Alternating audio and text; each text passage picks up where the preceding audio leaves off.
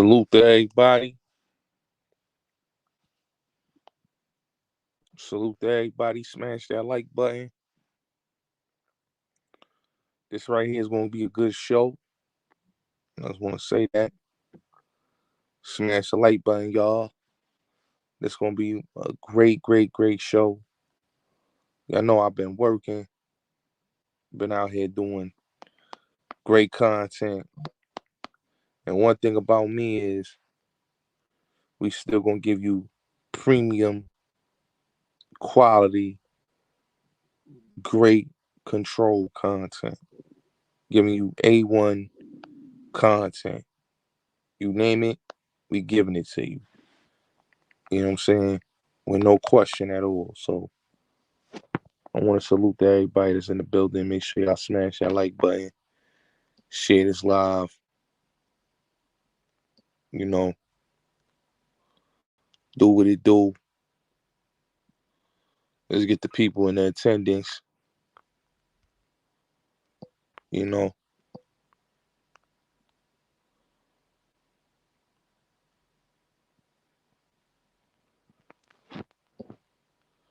Y'all new to the channel. Make sure y'all salute. You know what I'm saying? Smash the like button. Share this live. Share this live. Make sure we can get these subs up. This is a great show right here that we getting ready to do. It's gonna be a great legendary interview. Y'all know how I do. You know, when it comes to my interviews, I'm one of the best that ever did it. Right now, you know, like I said, man, I'm shaking up the net, man. A lot of people can't do what I do, man. A lot of people can't, you know, be so telegraphic when it comes to the content, man. You so we gonna definitely do what it do. We gotta give a like, smash the like button, share this live. Um, let's get into it. Oh, got the big bro in the building. Hold on. Salute, big bro. What up? Hold on. You hear me? I hear you, family. Hold on 1 second. What you say that? Nah, you can leave it on. Yeah, salute. Yeah, what's good, man? I'm chilling, man. I'm chilling. Yeah, man. Yo, I was so tired. You know, I be having these long days and shit. Yeah. I did like a 5-mile hike this morning. Then Oh. I was on the pull-up bar and okay. Other shit, and you know, it all just catches up with me after a while, man. I ain't as young as I used to be, you know. Yeah. Yeah, what's good though, bro? I'm chilling, family. I'm chilling. I just want to say, man, I'm a fan of your work. I love what you did with this whole this internet game and even with the whole street urban content. Queens Reign Supreme is one of my favorite books, Curtis. I'm gonna just tell you that, man. Ah, man, it's all good. I read that book. We can talk about everything, man. Whatever you want. You hit the record. Let's go, man. Let's go. Go. So, yeah. yo, Curtis, man, tell the people where you from, man. Give people a little rundown, who you are, the people that don't know. So, you know, the people that's new to you and your platform and everything that you got going on, Curtis. Hey, what's up, everybody? This is Curtis Scoon of Scoon TV Network. And you can check me out at scoontv.com. Download the app in your app store. I grew up in Hollis, Queens. I don't pretend to be anything that I'm not. You know, I've done a lot of things. I've produced on television. I was a book contributor, pitched the idea to the book, owned rights to the book because really it was my book, but you know, I couldn't get the deal. I've been a published journalist, wrote in the Playboy and King. I write articles now. Entertainment is not really where I'm at, but you know, I've made a lot of noise in this space with your audience. and Mm-hmm. I just want to answer some questions. I'm not the old dude that's gonna come out here and talk about the glory days. I got a little bit of a different message. I don't mind talking about the old days, but my best days ain't behind me. I believe they're in front of me. Mm-hmm. Yeah. So Curtis, man, like, being from Queens, especially Hollis, with Run DMC, the whole hip hop thing coming from out of there, man. I Hmm. wasn't really, seeing how the game, even from now, but just back then, how it leveled to what it levels to now, and then to see with Def Jam being at Def Jam and all that started right there in Hollis and just Russell and everything. How was it, man? Just seeing that whole flourishing back then. I went to school with Run and DMC from like second grade, right? Mm-hmm. Because I originally went to public school, PS 134, Mm-hmm. but I transferred over to Catholic school, St. Pascal's, when I was second Mm-hmm. in the second grade, and I lived directly around the corner from Jam Master Jay. I knew all three of them. I really knew Run and DMC because we went to the same school, elementary, grade school, all that together. But Mm-hmm. of the three, I got to say that DMC was like, to me, he was the most relatable. Jay was out there as far as like, knowing people and all that. But as far as I'm concerned, my relationship, I would have to say D was my favorite of the three. Not that I had an issue with any one of them, you know what I Mm-hmm. mean? But Yeah. D's personality was real cool, man. Yeah, I like D a lot. Okay. Okay. Yeah. So, Curtis, right? Just looking back at everything that you say, because you always break down the history, and that's one thing I respect about you. How Yeah, yeah, even yeah. when it come with the hustling, like how you said, like how it first started with Pop, and then Ronnie Bump, and then Cat, and everything. Like like back in them days, like how was like the hustling far as like the '70s era, then going into the '80s era of Queens, Curtis. Well, as a kid, right, in the 70s, um, I was 16 by 1980, so I was Mm-hmm. under 16 in the 70s. So I got to see a transition. Like the 70s, from what I recall, and Mm-hmm. I'm not even going to act like I was in the mix in the Mm-hmm. 70s. I was selling fireworks and shit like that. But Mm-hmm. from what I recall in the 70s, we had heroin in the community, and a lot of people talk about Frank Lucas, but his brother Larry Lucas actually had a dry cleaners on Hollis. I knew Larry Lucas, you know what I mean? Not like a friend, but I would patronize his business and see him up in that joint, you know what I mean? And when they closed down, I didn't even know why, because I didn't know who his brother was and that they all got busted, but they were Mm-hmm. doing good business, and it was one of those like um, modern type. You could tell in hindsight, you Yeah. could tell there was some other money behind it. But you Yeah. know, as a kid, I ain't recognize all of that. But that heroin was the big thing in the 70s, and a lot of people don't know that there were street gangs in New York in the 70s. Mm-hmm. We had what, the Seven Crowns, the Seven Immortals, the Tomahawks, the Black Spades. There's a bunch of them, man. Just like the movie Warriors. I saw that, right. Mm-hmm. And the difference between gangs then and gangs now, right, is that street gangs Mm-hmm. were like what young boys would be into, like teens. Mm-hmm. Like you wouldn't see like 30-year-old, 25-year-old gang members, because they would grow out of that, right? Mm-hmm. Because of hip hop, I believe, old gang banging, old dudes gang banging became fashionable, right? Now I'm Mm-hmm. not trying to knock anybody. I'm just telling you as it is, right? Because to me, a street gang is like something little boys get involved with, because it's a place to prove your valor, your honor, and all those things. As a young man, Yeah. you in the hood, it's somewhat like your rite of passage, right? Mm-hmm. Rep the hood. Like everywhere reps their hood. All this stuff about having a different set and all that. Every city everywhere. Dudes from certain neighborhoods, they rep those neighborhoods. And if somebody from the other part of another neighborhood does something, they all come together. This has just been how it is, you know. Mhm. It didn't have the formal structure that I think the Cali gangs had, but the Cali gangs had a big bonus, and that was hip hop. Yeah. You know, when you look at Los Angeles, Bloods were traditionally the minority. There's a reason why outside of Los Angeles, Bloods are the majority, and it's not because people are trying to be like LA.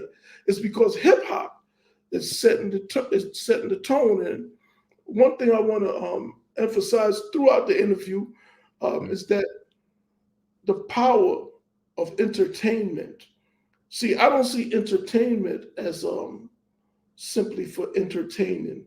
To me, entertainment, whether it be music, film, or what have you, is a social engineering vehicle.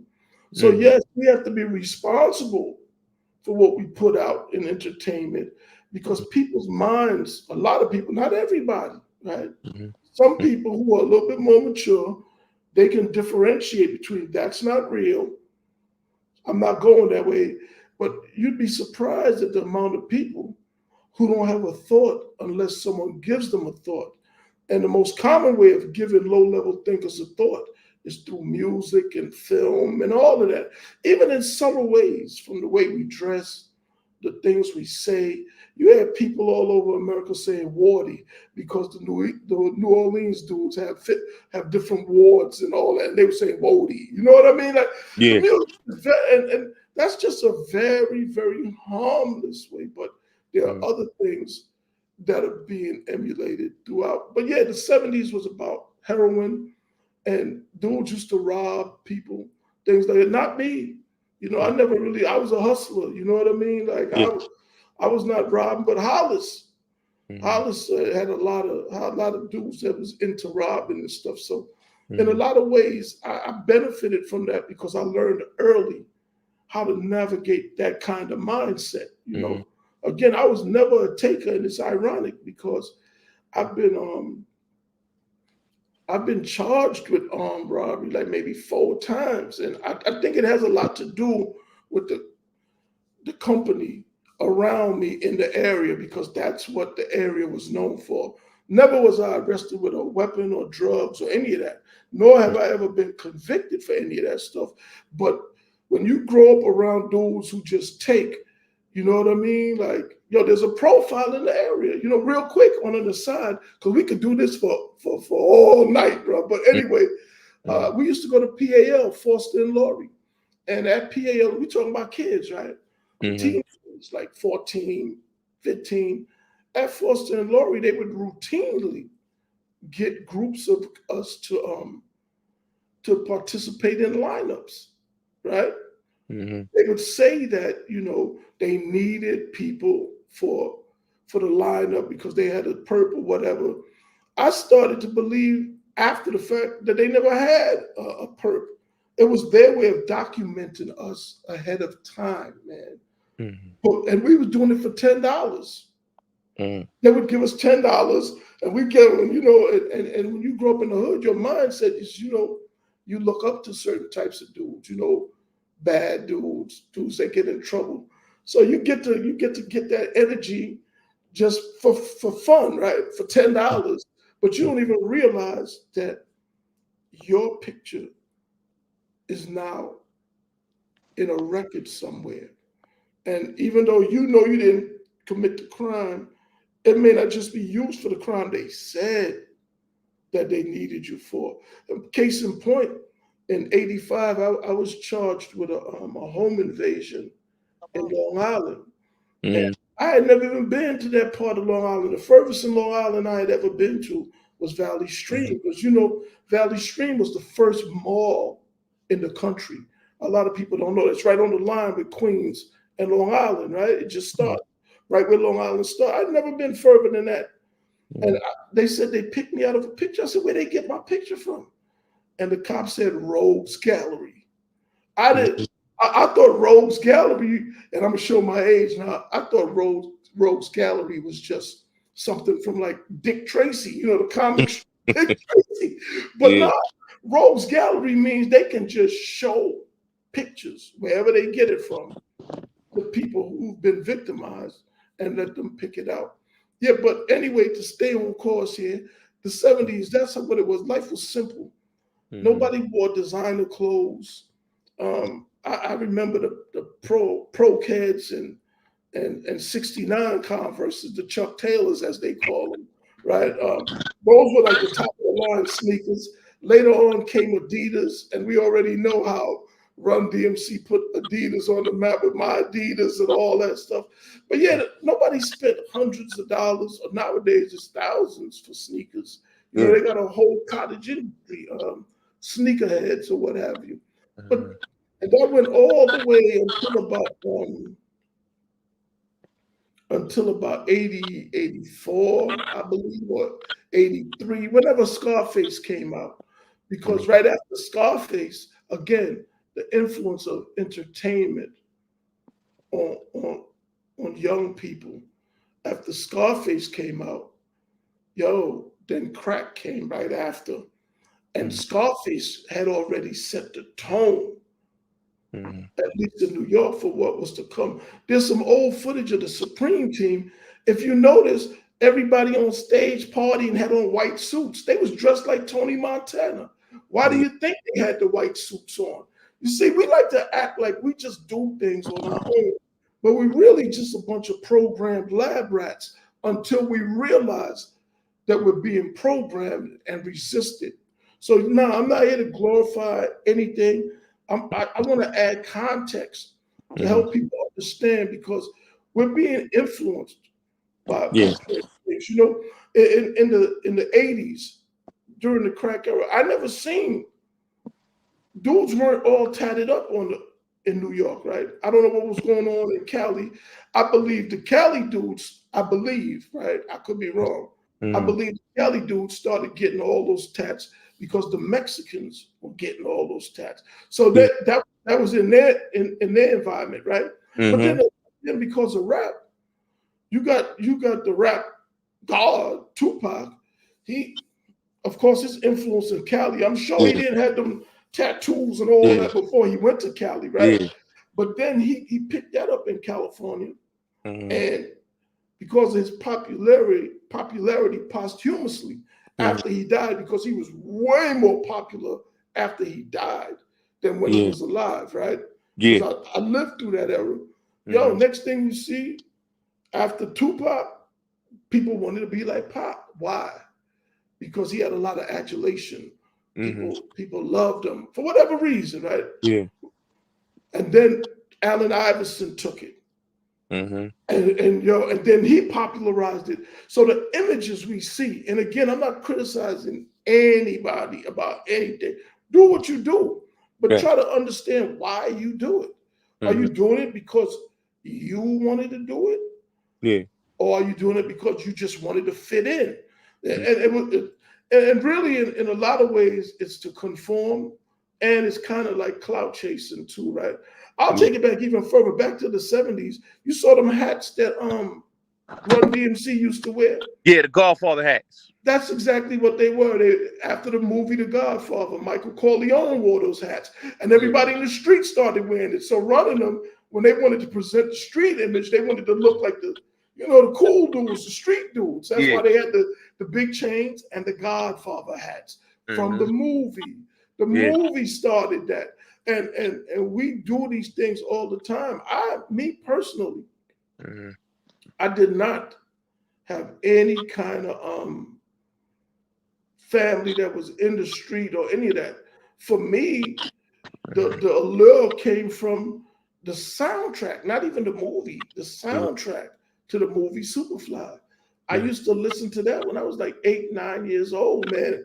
And that soundtrack just took me away. Now, there wasn't any explicit language or anything, but the stories were so raw and gritty and graphic. Freddie's dead.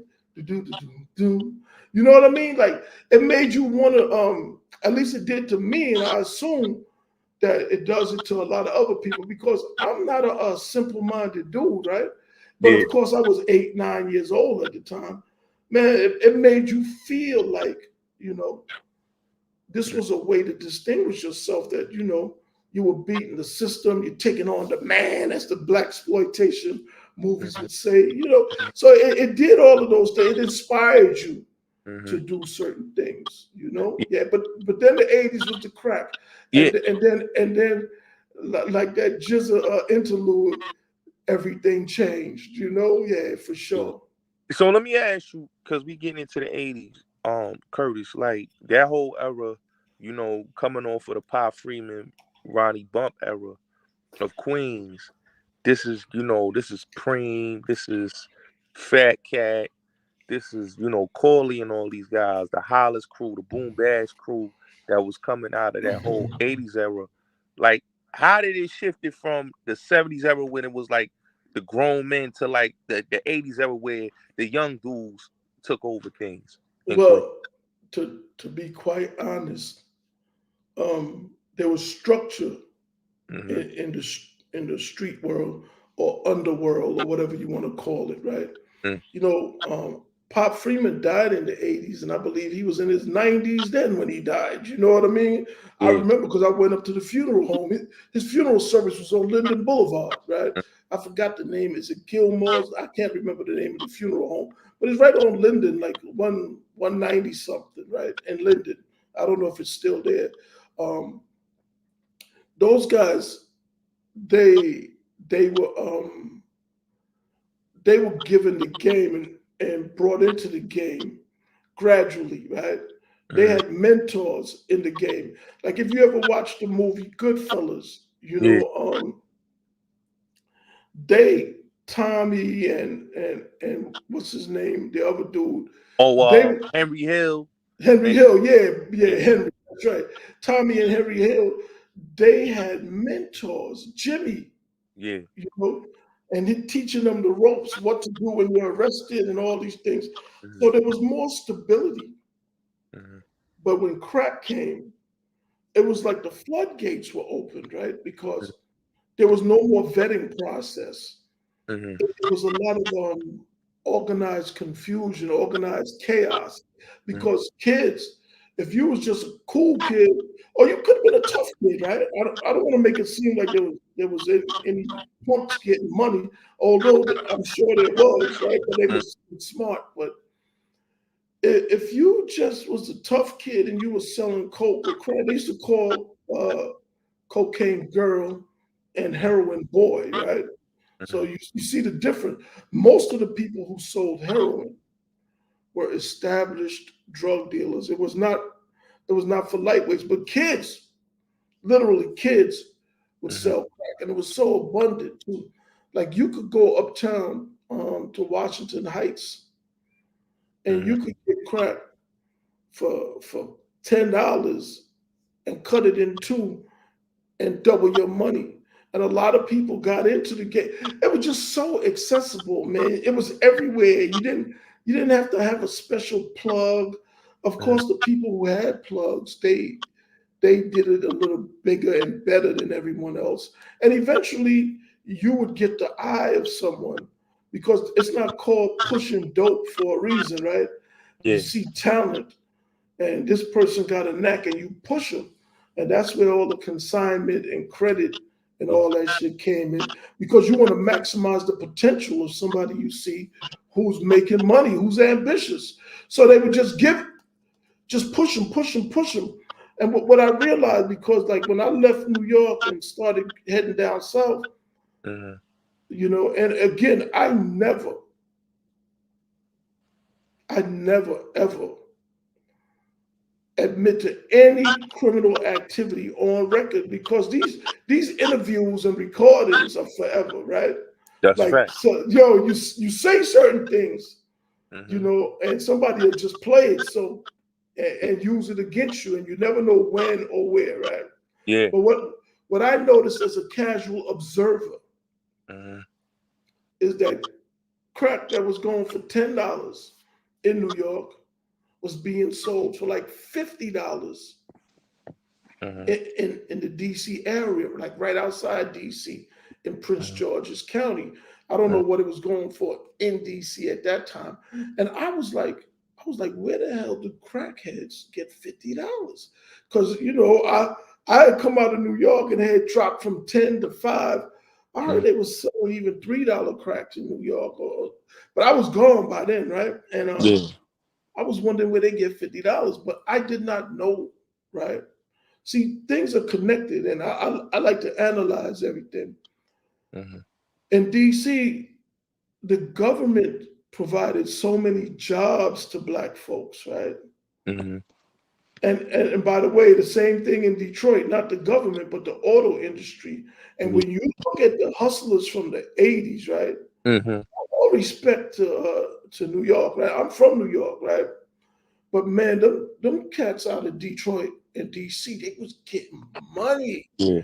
The reason why they was getting money is because the more affluent your clientele, the more money you're going to make. If you're selling drugs to people that's living off of government assistance, like they in the projects and they get a check on the 1st and the 15th, well, that's you're going to be limited to the amount of money they have. And Yeah. so when you understand the economics and consumerism, and this isn't just drug dealing, right? People have to have money to spend money. So if you was hustling in Washington D.C.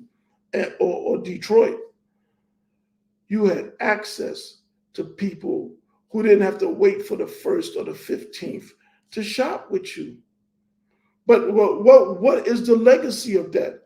We decimated an entire Community. demographic of black people Yeah. who who were working their way out of poverty, right?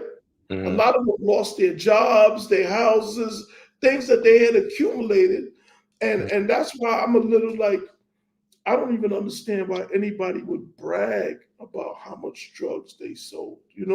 Listen, none of us are perfect, right? Uh, um, and the scriptures tell us, "He without sin cast the first stone." But we got a problem, man. We got Yeah. a problem, man. We no longer understand the difference between right and wrong Mm-hmm. because it seems like maybe not just us, but we are my concern, right? Yeah. Because I know where I fit in, I know where I get stereotyped and all of that. And for a lot of us, shame has been normalized, and wrong has become right. And Mm-hmm. I'll tell you this, man, never in my life did I do wrong and think it was right. I think dudes just need to own up to it. If Yeah. you're doing certain things, right, Mm-hmm. then just take ownership of it. Yeah. Stop pretending like you're doing something positive Yeah. or you was forced to do this because you had just trying to feed your baby. There was jobs. There was a lot of other Yeah. things you could have Yeah. done to feed your baby. Just be honest. Yeah. Look, I did what I did because that's what I wanted to do, and I wasn't worried Yeah. about anybody else. You see, but if you be that honest, Yeah. you can no longer pretend to be some kind of heroic character. You feel me? Hey, so like Curtis, this is what I want to say, right? Because I'm glad you said that, right? When I read Queen's Reign Supreme, which I say is one of the, if y'all never read that book, it's a phenomenal book.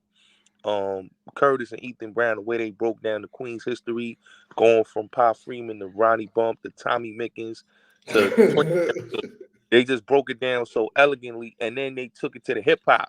So it not only just talked about the streets of Queens, but it talked about the hip hop scene and how it intertwined with the streets. And I want to say this, right? When you spoke about Cat and just his organization, how you was able to break it down, like Cat was. I look like when we hear stories about Cat, he was a smart businessman and he knew what he was doing, but I think his downfall was having too much trust in the wrong people, and the wrong people basically um caused his downfall, his organization, and then what happened with the whole Edward Burns thing. Kurt, you agree? Trust is part of it, right? Yeah. And of course, all of this is hindsight. We got to remember, right? Like Hmm.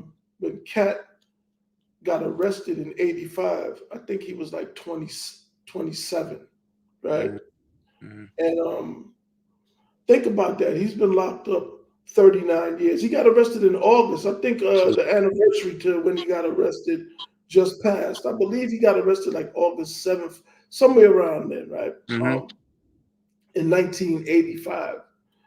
He Mm-hmm. was 27 years old. And prior to that, he had did like 5 years Mm-hmm. when he got locked up as a teen. And he had been in juvenile in Spofford and all that shit. So he Mm-hmm. had spent a substantial amount of time in prison.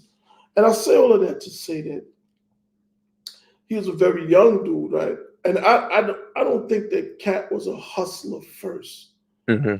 You see, he was, it's become such a generic word now, but to me, he was like a tough guy first, right? I'm not gonna say gangster because gangster requires some kind of organizational presence, and they had that because Yeah. he was in the street gang, he was with the Seven Crowns, and Mm-hmm. then he went to prison and all that, and he tapped into that Crown network anyway when he first started selling his drugs. So he had a little idea about organization, right? I Mm-hmm. just think it was a lot of those dudes. They would just, and I'm just not being specific about him, but a lot of guys from that era. Listen to the age. Remember, I said a lot of dudes didn't have mentorship Mm-hmm. in the '80s, right? So Mm-hmm. they were learning on the fly, man, and a lot of people got chewed up in the meat grind of life with Cat. With him being a tough guy first, I think violence Mm-hmm. came first, and I believe the penchant for violence with his organization Mm-hmm. is what brought him down. Because before Edward Byrne, it was his parole officer Yeah, Brian Rooney. Rooney. Yeah, that's right. So it wasn't just Edward Byrne. Like people could um, put it on Edward Byrne and Pappy, but Mm-hmm. the reality is, if Rooney had never happened, would anybody even think to do Edward Byrne? Because Mm-hmm. nothing stays the same. Things progress. Somebody will slap you today, and then they'll punch you tomorrow, and then they'll shoot you the next day. Which is why you got to nip problems in the bud. But everything progresses. Nothing stays the same because Mm-hmm. once a precedent is set, we have a new norm now, right? Yeah. So when that parole officer was killed, we had a new norm. Mm-hmm. People were killing law enforcement officers Yeah. to send messages. It Mm-hmm. was a new norm, right? And I think more than anything, um, Cat probably needed to figure out who he wanted to be. Did you want to get money? Or did Mm-hmm. you want to be this Tony Montana figure? And I'm not even saying he was influenced by Tony Montana, but Mm-hmm. maybe some. They had movies before Scarface. People wanted to be gangsters, and to me, the essence of being a gangster, right, Mm-hmm. is to impose your will through the use or threat of violence. That True. is gangsterism 101. You, Mm-hmm. you, you impose your will. It ain't Yeah. got nothing to do with nothing else, hand signs and Yeah. dances and all Yeah. this shit, Yeah. man. It's about, man, do you impose your will through violence or the threat of violence? You don't always have to use violence, but once people know you're capable of violence, you can impose your will with just a conversation because there's always that unspoken threat. Like, yo, if I don't do what he want me to do, we saw what happened to the last guy, right? So Mm-hmm. violence is a necessary talent and tool in a world where people don't go to the police to Mm-hmm. resolve their issues. Yeah. It's what makes sure you get your money. When you hit somebody on the arm, Mm-hmm. what makes them pay you back, right? Mm-hmm. Because they know there's going to be consequences and repercussions if Mm-hmm. they don't get that money. If, Yeah. if you starve, shit, they'll run off with your money all day. You know what I Yeah. mean? Like, Yeah. that's just how it is, and that's Yeah. that's not just New York. That's everywhere, Yeah. right? Uh-huh. But what has happened with hip hop, and there's a reason why that book was structured the way it was. It Mm-hmm. was because I wanted to use everybody's story. I wanted to show how the streets and the people in the streets of Queens Mm-hmm. influenced the rappers coming out of Queens, namely Run-DMC and others. You know, with the jewelry, the Yeah. certain swag, right? Mm-hmm. And today the entertainers own that swag, right? Like, but Yeah. back then the street dudes did. I wanted to show how the figures in the streets of Queens Mm-hmm. influenced the biggest artists in hip hop at the time coming out of Queens, and in effect influenced the world. Because if Mm-hmm. you look at old NWA videos, they were wearing the same big rope chain that Run DMC and them wore. Like, look, all this talk about New York trying to be like anybody else as far as hip hop go, right, is nonsensical to me because Mm-hmm. rap started in New York. Hip hop Right. started in New York. So Right. if anybody participating in hip hop is really trying, they following New York's lead, right? But Facts. we live in a society where we try to, you know, outshine the master, so to speak, or we don't give each other props, Mm-hmm. right? Yeah. So these dudes who had no kind of subculture, because that's what I look at hip hop as, like a subculture, right? I don't Yeah. see it necessarily as a culture because everybody black wasn't listening to hip hop, man. Like Facts. dudes stopped listening to rap when they was like 22, 23 back in the day. Now you don't even get your first deal until you're 30. You know what I mean? Yeah. So it's a whole Different different game. ball game now. Yeah. You know what I mean? But Yeah. back then, Mm-hmm. you know, dudes from New York Yeah. started rap and they shared it with the world. And of course, everyone everywhere else would Mm-hmm. develop their own style of rap, right? But Yeah. at the end of the day, you gotta give New York its props and Mm-hmm. just be like, yo, hip hop, you know, for better or worse. And I'm not a fan of the business of hip hop, right? Mm-hmm. I'm more into creativity and people expressing themselves and accepting what, because you know, accepting what they get from their creativity, right? Mm-hmm. But none of these dudes would be rapping if it wasn't for New York, man. So stop all the New York hate. We Yeah. showed y'all how to get money. Every documentary says that whoever they talking about changed the world and was the first to do this. No, y'all wasn't. Y'all wasn't the first to do shit. You know what I mean? I'm just being honest, man. Mm-hmm. And Queens in particular, it commercialized hip hop. Yeah. Yeah, you know what? Now since we on this, I want to say this Yeah. because nobody says this. I listen to people talk about hip hop a lot, right? Mm-hmm. So in the '70s, you know, when hip hop started, and I always thought it came from the Bronx. But remember, I was very young in the '70s, right? Yeah. And I know Jalil from Houdini. I got to know him down in Atlanta. I had met him in New York back like in Mm-hmm. '89.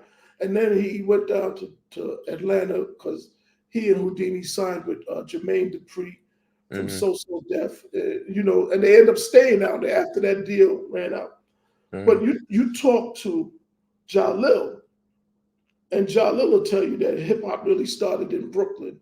He'll Mm-hmm. say it didn't start in the Bronx. Now, I don't know if he's right or he's wrong, right? Yeah. Because I wasn't that old. Mm-hmm. And he mentioned Grandmaster Flowers. I remember Grandmaster Flowers. I remember seeing his name on flyers, Mm-hmm. and I think it was DJ Hollywood. Yeah. And the importance of that is this: Mm-hmm.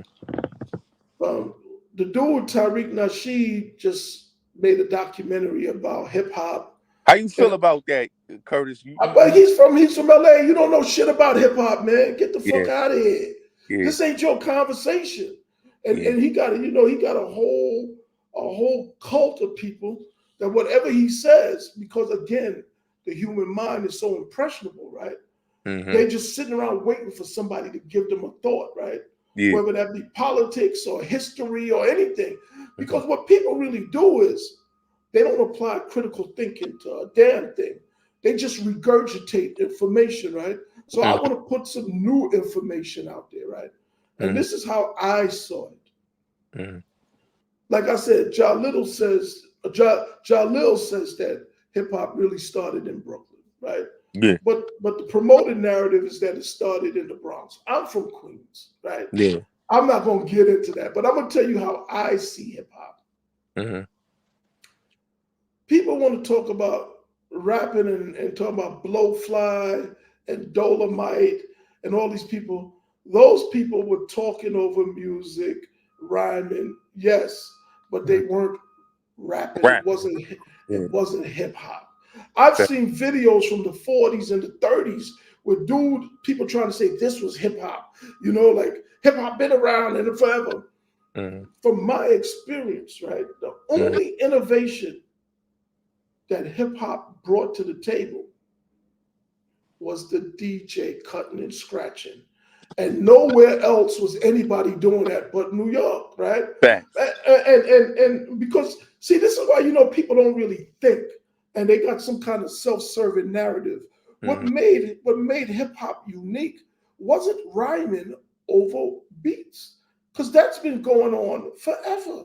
Yeah. The radio DJs would talk over the beats. You know Yeah. what I mean? Like, look, man, I used to go to a convention called Jack the Rapper, who was Yeah. a radio personality, and he had a legendary black radio personality. And he had a music convention in Atlanta, right?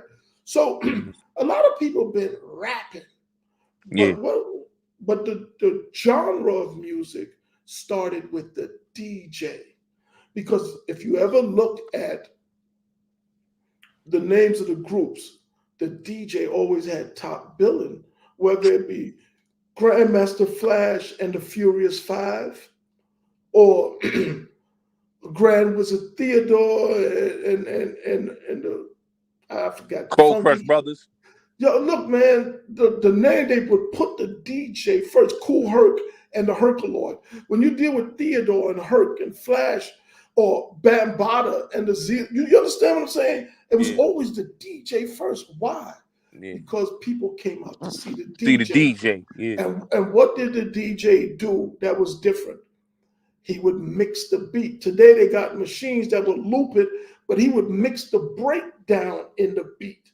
That's what was hip hop, cutting and scratching the breakdown. Now the rapper, he was kind of like intermission when the DJ got tired. But when the DJ was performing, there wasn't no rapping. It was just cutting and scratching, and the DJ was showing off his skill. And Mm-hmm. that was hip hop. You understand what I'm saying? Mm-hmm. At least as I saw it. Nobody says that. What happened is when recorded rap came in to play, because at that point when hip hop started, there was no recorded rap. But Mm-hmm. once recorded rap came into play, the DJ became obsolete. Mm-hmm. For they used to have DAT machines back in the days.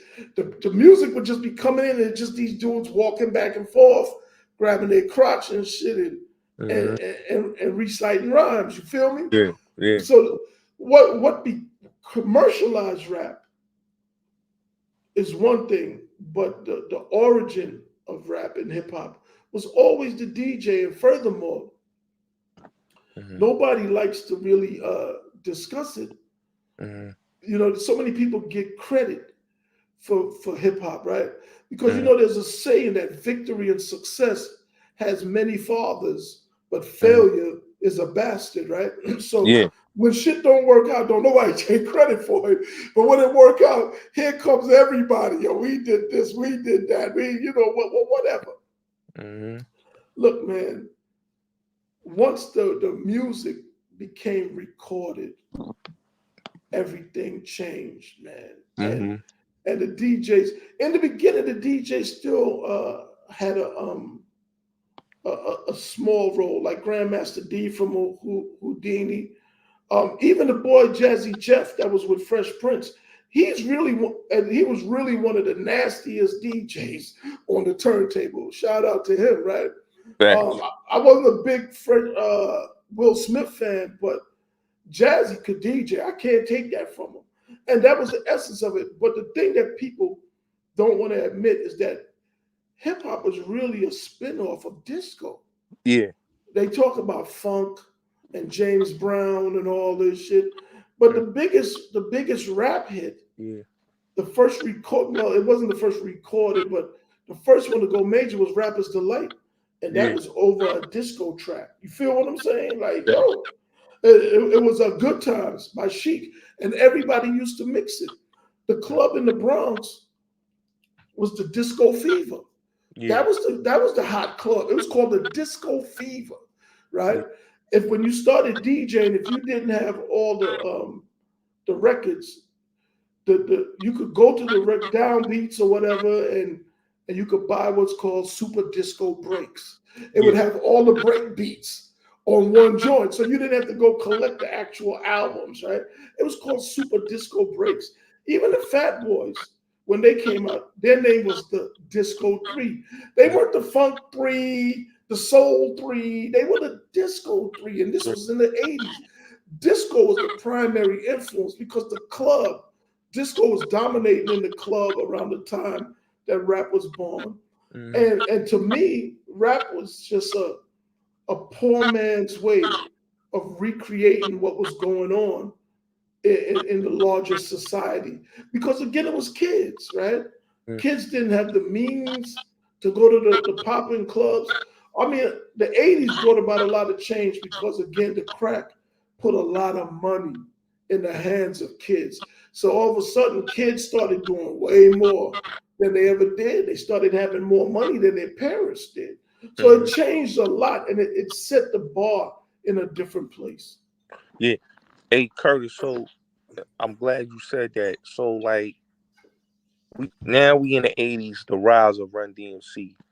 Yeah. Like, how was the effect of like Run DMC top group at the time coming out of Hollis, putting on and basically, you know, really helped out Russell's career because Russell later on did Def Jam, but Run DMC was like the precursor and just the style, like you said, with the Godfather hats, the Adidas sweatsuits, because rappers back then, especially like the Cold Crush Brothers and all them Furious Five, they wasn't dressing like how Run DMC was.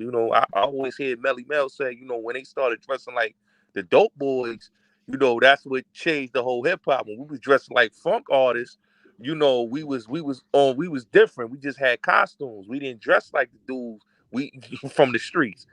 Um, how was the influence of Run DMC just coming, '83 and just from all through that whole '80s era? I think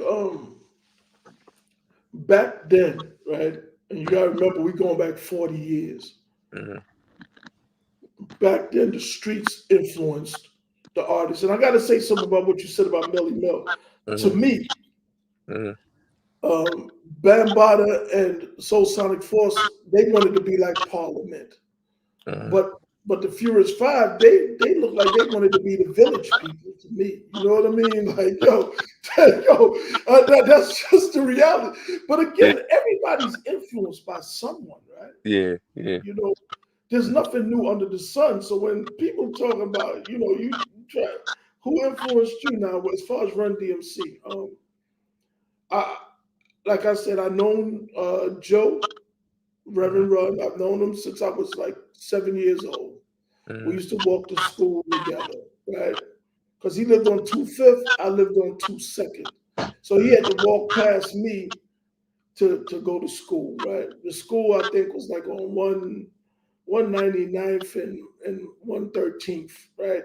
So he Mhm. had to walk past my block. He didn't have to, but he would come that way. If you really know Joe, and I'm not trying to shit on him or nothing, but Joe's like a scary type of guy, right? Like, yo, look, so he's Yeah, gonna click up with whoever, you know what I mean? Like, yeah. yeah, but I, honestly, man, they did a lot for Russell, man, because Mhm. they gave Russell leverage. Run DMC was not signed to Def Jam for a reason because Def Jam didn't exist. Russell was a party promoter, right? Yeah, yeah. And he signed him to Profile. And they signed such a bad deal. Mhm. They were getting 35 cents off of every album. Wow, Yeah, that's what they were getting. They wow. signed such a bad deal because and you can't blame Russell or anybody, man, because it was Yeah. new, and nobody knew they was gonna be who they would end up being. Like, Yeah. yo, they Yeah. blew. And part of the reason that I think they lost momentum is when they were trying to renegotiate their contract or get out of their contract. Mm-hmm. There was a seismic shift in hip hop. Mm-hmm. The rap style and everything changed. After Raising Hell, I think they sold like 6 million, and it Mm-hmm. had the cover song to Walk This Way with Aerosmith, which is a song that we used to mix as Mm-hmm. kids, right? It Yeah. was on the album Toys in the Attic. Mm-hmm. That was I had the album, right? See, Mm-hmm. so when they start talking about all this, man, rap took influence from everybody. Yeah. Rock, reggae, everybody, man, because rap producers don't really produce music. They Mm-hmm. reproduce music. This is why rap created the sampling laws. Mm-hmm. You never had sampling laws before rap because Yeah. no creatives ever used somebody else's work. This Mm. was the first time that Yeah. people used someone else's work, right? Yeah. But Run DMC paved the way for Russell's entire career, man. Mm-hmm. He was fortunate. He was fortunate to be alive at the time he was alive, and he was fortunate to have his younger brother be who he is, because that's what opened the door for Def Jam. And he connected with Rick Rubin, who Mm-hmm. already was doing. I think he had Def Jam first, you Yeah. know, and Def really came out of a. They used to say Def, yo, that shit is death. But Mm-hmm. when you use Ebonics, deaf becomes deaf. You know what I'm saying? Like Mm-hmm. Def Jam. So he had that, and he wanted to go on and do his rock thing, and Russell just ran with the rap thing, man. But Mm-hmm. Run DMC opened the door for Russell. Russell not he didn't just do Def Jam or Def Comedy Jam. He did Fat Farm and Baby Fat. Yo, he made a lot of money Yeah. off of um off of the fact that his brother gave him the foundation to do all these things. I'm not going to credit Run DMC for everything Russell did. Of course, there's had to be some kind of ingenuity to Mm-hmm. maximize the opportunity. But man, when your younger brother ends up being part of what I consider the biggest rap group ever, first to tour arenas, Mm-hmm. first to get endorsement deal, first to go platinum. I mean, oh man, that's you just got dealt a great hand right there in your house. Yeah. Someone who looked up to you. You know what I'm saying? Like Yeah. real. Hey Curtis, how you felt about the documentary they just did on Peacock about Run DMC? Did you see it? No, I didn't watch it. Mm-hmm. For one, it just looked like I make documentaries. I did Black, White, and Blue. Yeah. Um, it's on Amazon for anybody who want to see it. Black, White, and Blue Great about race documentary. politics and police. I make documentaries, and I understand how narratives are shaped, right? Mm-hmm. And I don't need to watch a documentary Mm-hmm. that's produced by people who didn't know these guys like I know them. You know what I'm Yeah. saying? Yeah. True. Yeah, True. you know what I mean? It's just True. somebody else might enjoy it, but Yeah. I'm looking at it. Every documentary, in case people don't understand, is just the story that the producer wants to tell. It's not ever the whole story. And once you know more of the story than Mm-hmm. was presented, you have no interest in the documentary. So Yeah. I didn't see it. I'm not going to criticize it. But Mm-hmm. yo, man, like I said, I know these guys. You know what I'm saying? Yeah. Yeah, I Yeah. know these guys. Yeah. So I wanna go. I wanna little fast forward a little bit. I want to talk about Jay. You know, Okay. and you know, like when you watch a lot of the documentaries, especially the Run DMC one or the one he did with Netflix, it's like Jay wasn't really like a part of the group, but he was the group, even though he was the DJ, but he wasn't really getting the same type of finances that DMC and Run was getting. Like, what really was like from like just like from like a small way of saying it, like what really was going on like with Jay, even though he was like the important piece of the group, what was really going on? Again, no shots at nobody.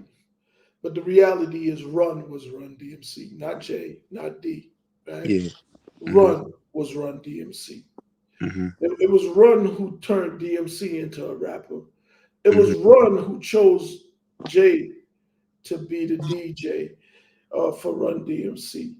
Hmm. Run made all the crucial decisions. They ended up being upset with Run because he didn't want to tour anymore. By way of his charisma, he's definitely the most charismatic member of the group, right? And, Hmm. you know what I mean? And then his relations with his brother. Run is Run DMC. That's why he made the song Whose House? Run's House, right? Yeah. Now, the first album that they made, Jay wasn't even involved, right? Um, Hmm. they picked him up after they made the album. Russell didn't even want Jay to show his face. So on the back of the album cover, Jay is between the two of them, but his head is bowed because you can't use his likeness because then he's entitled to something and he could sue. Like Russell was playing the legal game. He was Yeah. protected, you know what I mean? But it was Run who fought for Jay to become a full-on member. Hmm. And the reason why he did it is because Run and D, they they were they were good kids, man. Shit, I was a good kid. Hmm.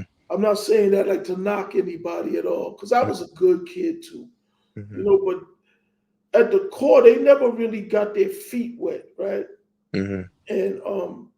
And they were promoting a street image, so it was attracting a certain type of energy. Hmm. And that was where Jay came in because they were repping Hollis crew, right? Hmm. But they never really repped Hollis crew, if you know what I mean. Yeah. Yeah. Right? You feel what I'm Yeah. saying? Yeah. Yeah. But and Jay was the one that kind of made it okay for them to do that. You Hmm. know, and again, I don't want to act like you get these stories like Jay was the street guy and all that. I don't see it like that, right? Hmm. I think Jay, because of where he lived and certain people that was on his block, Hmm. and he went to public school. Hmm. Like he didn't go to Catholic school. He went to public school. So Hmm. he knew all the factors in the neighborhood who would pose a problem. Like he was cool with them. When I think about Jay, I just think about somebody that everybody liked. Hmm. Well, when I say everybody, I'm talking about the people who you didn't want to be on their bad side. They liked Yeah. Jay, right? You understand what I'm saying? Yeah. Yeah. They liked Jay. They wasn't scared of Jay. They Yeah. liked Jay because Yeah. Jay he grew up in that environment, so he knew how to navigate it. Run and DMC, even though we all from the same hood, Yeah.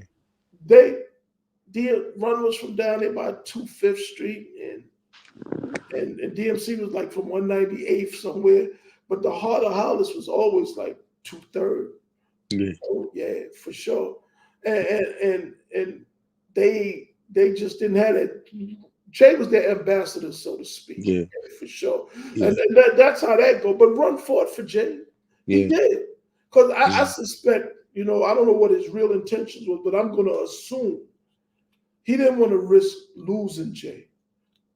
And he forced his brother to treat Jay a Mhm. certain way, Yeah, for sure. So let me ask you, Curtis, because I wanna really get into it. Get into Um, whatever you want. I'm here, bro. I Let's already go. know. Tenard, Randy and Big D, like like what kind of guys was these? Because I've heard you spoke about them and their character, and even I read about them in the book. It's like they wasn't really. You could tell like they was just snake individuals, but they was leeching. I'm being honest, Curtis. That you could tell they was snake individuals, but it was like they was leeching on Jay because he had the success, but they really was envious and jealous of his success. The way I look at it from outside looking in, you know. Well, um, Big D was Jay's big homie, right? Um, Big D's a dude. He lived right across the street from Jay, and he more or less Jay's relationship with Big D, I think, was very instrumental in a lot of the love that he got Mm-hmm. in the hood. You know, Big Mm-hmm. D, Big D, man, Big D was ahead of his time. I mean, I'm no fan of Big D. You know, anybody who see me talk about him, I Mm-hmm. always, I always throw darts at his ass, right? But see, I'm honest, right? I don't have to like you Mm-hmm. to give you your props, right? Big D was ahead of everybody, man. He ran with older dudes. Mm-hmm. He did a lot of older shit, man. You know, he. But again, because he wasn't properly prepared, when Mm-hmm. the problems came with the things he did, Mm-hmm. he folded. You know what I mean? He dealt with the Queen's DA, started working with them and giving people up. And and Mm-hmm. you know, I'm not one of them dudes that be out here on a campaign against snitches and rats. And all. I got bigger things to worry about, right? To Yeah. deal. But personally, I feel like a lot of us, we think that we're somebody, right? Mm-hmm. But the minute you realize you're not who you thought you were, it's really just time for you to figure out who you really are, right? Mm-hmm. In other words, if you're in the streets or whatever and you get in too deep and you fold, to Mm-hmm. me, your street career should be over, Mm-hmm. right? No more, right? Look, Yeah. because you reached that point and you finally understood that you know what, Mm-hmm. I'm not the guy I thought I was. You know what I mean? Let me figure out who I really am or who I've become. Mm-hmm. But Big D is one of those guys. He just kept going back when he didn't have no business going back. Mm-hmm. Ted Art, on the other hand, is a see, like I got a mental health business, right? Mm-hmm. And my business, I have a partner, and we service like upwards of 800 people in the Washington D.C. area, right? Mm-hmm. And what I learned from being in the mental health business is that tin art is what we call in the mental health business a consumer, right? And a consumer is a benign designation to avoid the stigmatism of having a mental health diagnosis. Mm-hmm. I didn't realize it when we were young growing up, but Tennant obviously had all kinds of mental issues because he was just prone to poor decision making. He Mm-hmm. spent more time in prison than he did on the street. So he actually functions better in prison. It's like he's doing time when he comes home, right? Mm-hmm. So you know, nothing Tennant is accused of is a surprise to me because he's just a born fuck up, man. And when you glorify people like that, as I hear some people do, you know, on the internet, it's just like it just tells me who you are because Tenor is not somebody to be admired, you know. He's Mm-hmm. someone to be pitied, you know. Like you gotta look at these guys. Everybody talking about how gangster this one is and that one is, and Mm-hmm.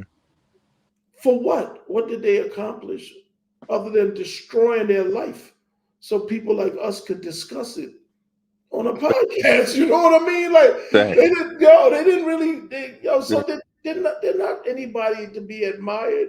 They're to Yeah. be studied, and you figure out, well, damn, Yeah. I damn sure don't want to end up like them. But yeah, that was Tenard. Randy, I didn't have too much interactions with Randy Mm-hmm. growing up. I actually knew his older brother Frank, and they called him. He changed his name to Abdul Halim, Mm-hmm. and he died. There's all kinds of talk of why he died, but Frank was a hell of a physical specimen. He should have been in the NFL or something. You know what I mean? But the streets ate him up. The bottom line is right to call those guys snakes wouldn't be inaccurate. Mm-hmm. However, when you're in the hood, man, Mm-hmm. you're surrounded with snakes. That's a You fact. know, That's a fact. so that's part for the course. Like Yeah. again, if you in the beginning of Queen's Reign Supreme, it said this book is dedicated to the preeminent street historian, the snake charmer. Yeah. That would be me, right? Yeah. Yeah. Yo, look, Yeah. yo, That's look. a fact. You feel what I'm saying? Yeah. Like when you tell me dudes are snakes, I'm just like, yo, we in the hood, man. Like Yeah. I don't know anybody who can get out of the hood Mm-hmm. that doesn't want to leave, Yeah. that just voluntarily stays there Yeah. unless they up to no fucking good, bro. Yeah. You don't want to raise your children there, and because the hood is not the totality of the black experience. The more ghetto you are doesn't mean the more black you are. It's Mhm. just the more ghetto you are. You know what I mean? Yeah. Because you Yeah. got black people of every social status, right? And not until you start having children and wanting them to be in better schools, just being an adult, Mm-hmm.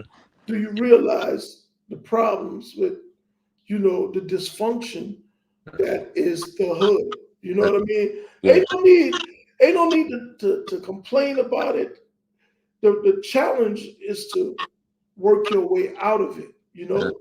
And Yeah. if you're so successful that you can help others work their way out of it, then by all means do so.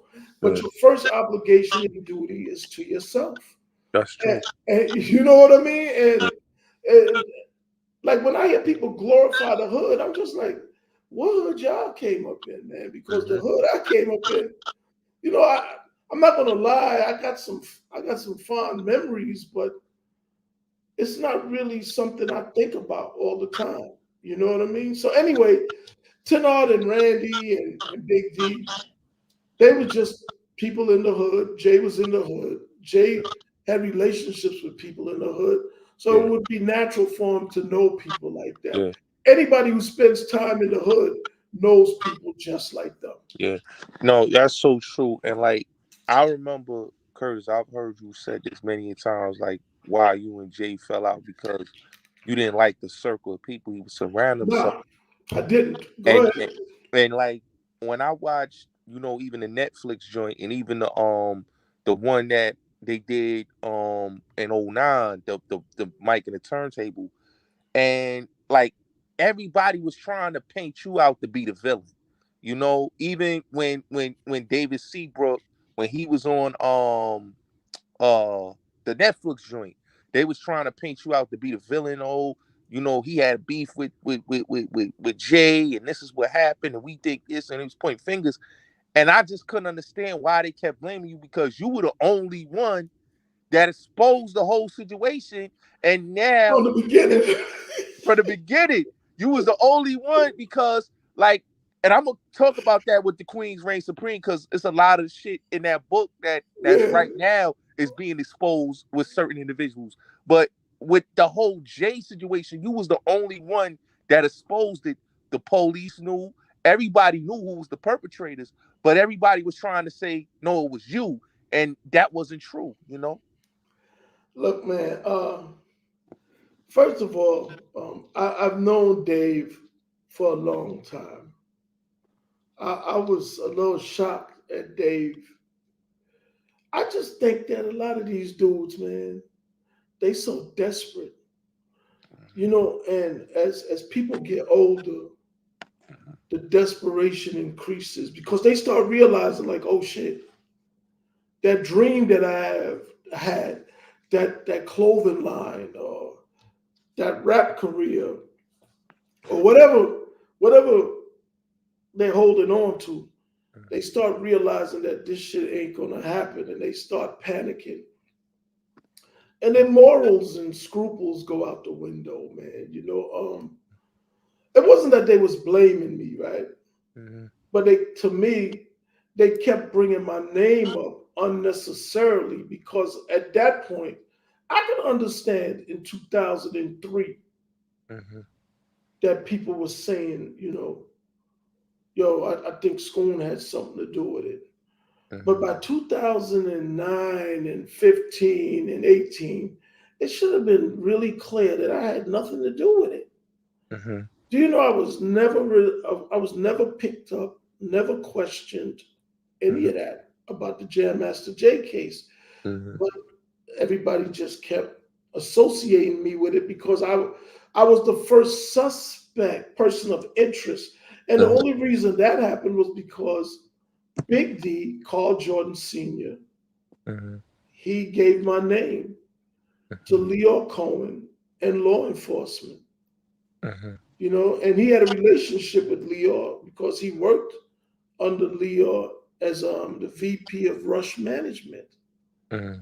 Jay got him that job. Jay got him that job after D had taken a stand against Joseph Money Thomas back like in '85. So Mm-hmm. Jay knew who D was. It didn't matter to Jay. That was his big homie, man. Like people want to act like, and again, this is no shots at Jay, right? Mm-hmm. People want to act like everything is black and white in the streets. Mm-hmm. It's not. Most of it is gray. You know Yeah. what I'm saying? Yeah. People are very selective about who they persecute and for what. Some people get a pass Mm-hmm. for certain things, and other people won't get a pass for nothing. You Mm-hmm. think what I'm saying? I think on the West Coast they call that selective politicking. You know what Mm-hmm. I mean? There's Mm-hmm. a lot of selective politicking in the hood, Mm-hmm. right? So yeah,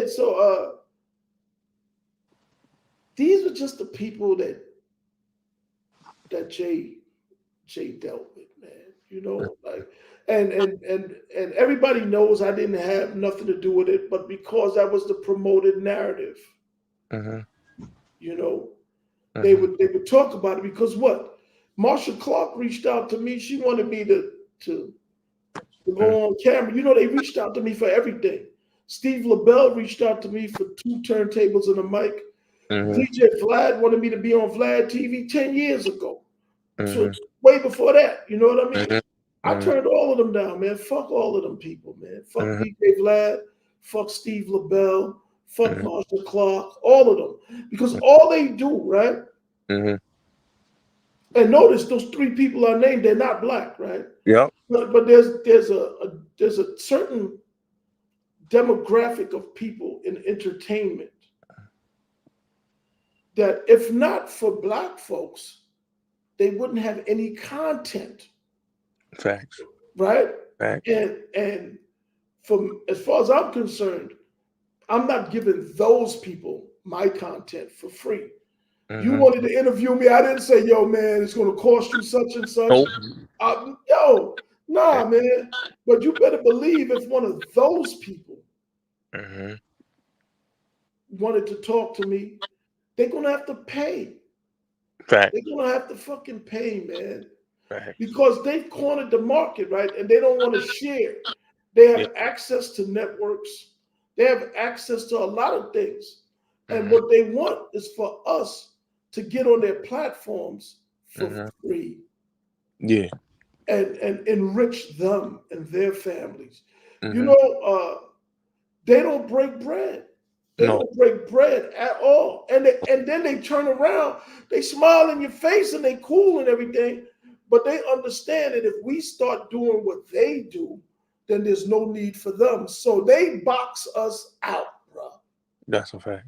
Because they are the group that are like the conduit Mm-hmm. for us to get access. But man, they're gonna make us. It's slavery, bro. That's Yeah. all it is. It's goddamn slavery. They Mm-hmm. want you. Got to look at people like Al Prophet and DJ Vlad. They always gonna have some kind of black do boy around them who's Yeah. funneling content to them and explaining the nuances and everything for little or nothing. just happy to be up under these folks, man. Man, Mhm. fuck them.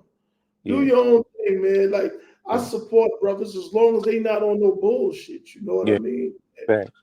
Hey, Kurt. Let me ask you this. Because when I read Queen's Reign Supreme, you spoke about Pac briefly. You ever met Pac, Kurt? Yeah, I did. I did. I seen him perform. I met him. My man got shot with him in Quad Yeah, Studios. Nichols. Yeah, that's my homie. Yeah, for Yeah, sure. yeah, Matter of fact, that's not even my homie. That's my brother. You know what I mean? Like, yeah, yeah, yeah. let's keep it a buck. Yeah,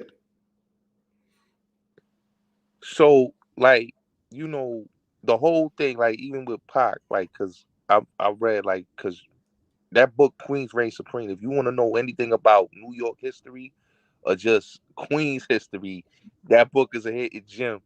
And, like, when you spoke about the whole thing with Pac, and his connection with Live Squad, and him, and just how you talked about the Young Guns, because the Young Guns is like all over that book. E Money Bags, yeah, O's Troy, Stretch, right. like your relationship with them, because that's like the new era of Queens. That's like the '90s Yeah, era. yeah, yeah, yeah, yeah. How was it? After I left, you see where the Young Guns is from. They Yeah, called it Shadyville. It used to be called Queens Village, right? It was further yeah, down Hollis to like Springfield over there, right?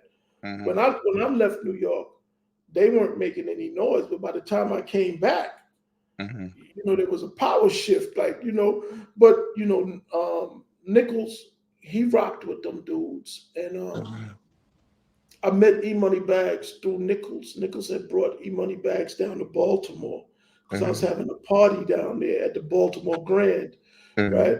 I was doing an after party for that R. Kelly Salt and Pepper joint. And actually, Salt and Pepper, they were the headliner, and R. Kelly was under them. This is how early it was in R. Kelly's career, right?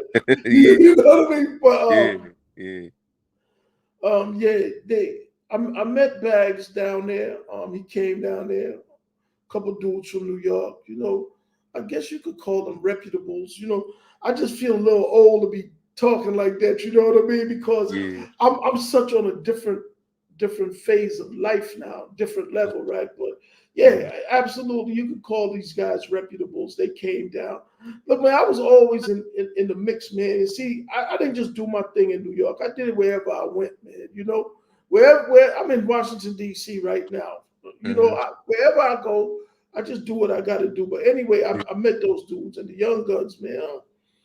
They were moving the crowd. I can't, yeah, I don't know where it got them in the grand scheme of things. It got yeah, them where it always get us, right? yeah, Dead or in jail or just, like. But mm-hmm.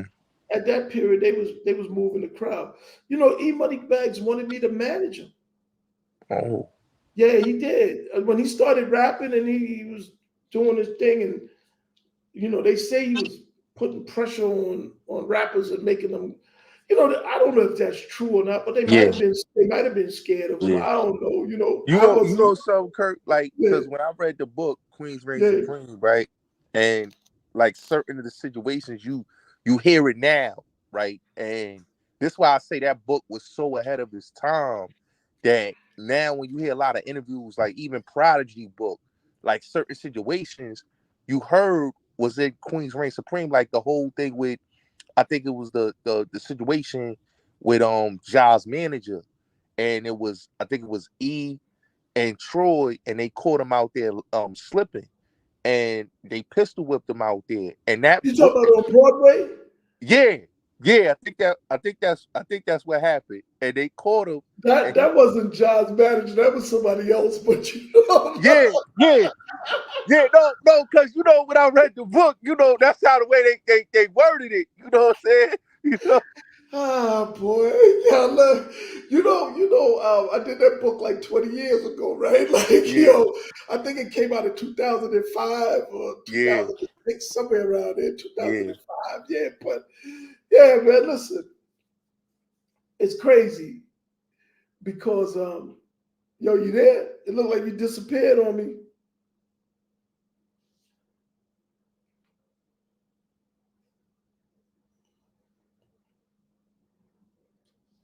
Yo, Yep. I'm There here, you go. Kurt. All right, Yeah. yeah, yeah. You know, it's crazy because look, man, I watch dudes and they be telling the most gangsterlicious stories on the Yeah. internet, right? And Yeah. a lot of these guys, man, who are like my age, who like to talk about back in the day, they feel free to talk about it because there's Yeah. nobody around who's gonna, you know, Check them. yeah, bro. Yeah. Everybody's dead or in jail or just moved on and don't really care. You know what I'm saying? Yeah. So they got free reign to kind of mislead. But one scumbag in particular, you know, he's always on these platforms and Yeah, I want to talking. get into that, Kurt. You Let me know, get it. Let me get into it. he I, be talking about. I'm not gonna say his name because you know, yeah. but But it's self-explanatory, man. He's always talking about all the celebrities that he been around and all this. Man, he's just a goof, man. He's yeah. just a goddamn goof. Yeah. Yo, man, you know when I see young boys doing certain things, right? I don't look down on them. I just feel like you know they need guidance, right? Yeah. But when I see an old dude doing certain things, oh man, Yeah. It just look crazy. it just look crazy. Yeah. You know, it's funny when I say that, right? I'm gonna show and prove that Yeah. I do what I say. You know, I remember when Taxstone first started, right? Yeah. And he was doing this podcast. I I I had seen an episode with him and Joe Buttons, Mm-hmm. and it was like he kind of ambushed Joe Buttons, right? Like, and you know, Joe Buttons is like a punching bag for some reason. You know what I mean? Yeah. It's to the point that I feel like when people try Joe Buttons, they just being a bully right now because Yeah. Yeah. clearly that's not who he is, right? So you ain't scoring no points. And Joe, if you see this, I'm not disrespecting you in any way. Yeah. You're just a lover, not a fighter, because you keep some bad joints on your arm, and that's Yeah. all good, bro. Yeah. But I saw that, and the reason why I paid attention to Taxstone is because he was connected to an individual named Combat Jack that I knew, Yeah. Reggie Osei. Yeah. Reggie Osei was instrumental in putting Taxstone on, right? Yeah. And then later on, I would see stuff, and Taxstone he got into it with Nipsey Hussle one time. Yeah. And I never knew Taxstone, never Mm-hmm. met him, nothing. Mm-hmm. But I'm in the back watching it. I admired his ambition, Mm-hmm. but I felt like the path he was on, it Mm-hmm. was going to be a car wreck. You know, it was going to be a car crash, bro. I saw it. So what did I do? Mm-hmm. I, I reached out to Reggie Osei, Mm-hmm. and I told him, I said, "Yo, Reg, man, you gotta stop this dude from doing what he's doing because I saw what Tax was doing.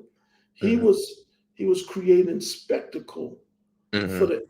the amusement and entertainment of others to drive his views, you know, whatever it is, right? Yeah.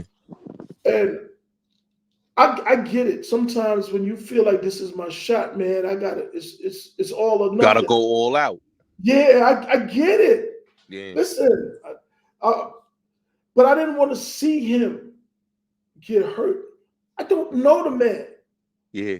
Yo, you know something, Curtis? What I had hit you up because we spoke behind the scenes, Yeah, and I was listening to the Twitter space joint, and when I heard him mention your name, I was like, yeah. I know Curtis Scoon, like, and he was in there with the other guy from Queens that be talking, the big mouth guy from Queens that got the platform, and I'm like, Mhm. how you? Because I'm like, y'all two though. It's not a mess there because you more I, cool, calm, collected. Real suave type of gentleman's. Gangster. I didn't know him. I reached out to Reggie to try to, because I expressed my concerns to Reggie. Peep this. Now, imagine I did that for Tax. Tax didn't ask me to do anything. Let me be clear. Mm-hmm. Maybe Tax don't give a fuck that I did it. Mm-hmm. But because I don't want to see, I've been around, man. I know how the story goes. So I knew where he was going. And I was fucking right, though. Right? So I reached out to Reggie and I told Reggie what my concerns were. And Mm-hmm. Reggie was like, yo, Scoon. He said, you know, Tax is fearless. And that wasn't really the answer I was looking for from Mm-hmm. Reg, right? Mm-hmm. You know, Reg passed away, rest in peace. Rest in peace, yeah. But I just felt like, yo, man, we being the elders, right? Mm-hmm. It's not our job to to push, allow younger dudes to go in the wrong path. We're supposed to give the guidance. At least that's how I felt, right? Yeah. But I just feel like in the case of Tax, it was all about, yo, that shit's working. I mean, no, he didn't say this, but that's how I received it. Like, yo, this shit working. Mhm. If it ain't broke, we don't fix it. And if he crash out, He crashed out. we crash out. We Yeah. find somebody else. You know, and that's kind of like how the white dudes deal with us. But Reg, he was in business with a white dude. Yeah. I forgot the cat's name. I think Loudspeakers was the Yeah. Jonathan Mena. I think that was his name. no. Jonathan. There was a Jewish cat that's Oh, the by other guy. Yeah, yeah. I know which one you talk about with loudspeaker. Yeah, yeah. It was like yeah, three. Yeah. yeah, bro. Yeah. So I just felt like it was more about business. And for me, you know, I got principles and morals. See, money is not my motivating factor, right? It's like, yes, Mhm. I need money and I'm trying to make money, but all money ain't good money. And you see me, man, I sleep good at night, bro. Yeah. Yeah. You dig what I'm saying? So Yeah. in any event, and then there was another incident with Taxstones. This is why when it was brought to my attention that he was saying this, I was like, yo, this dude is, what's up with this cat? You know, Yeah. but anyway, and I wasn't mad. Listen, I am in, I don't have no beef with nobody.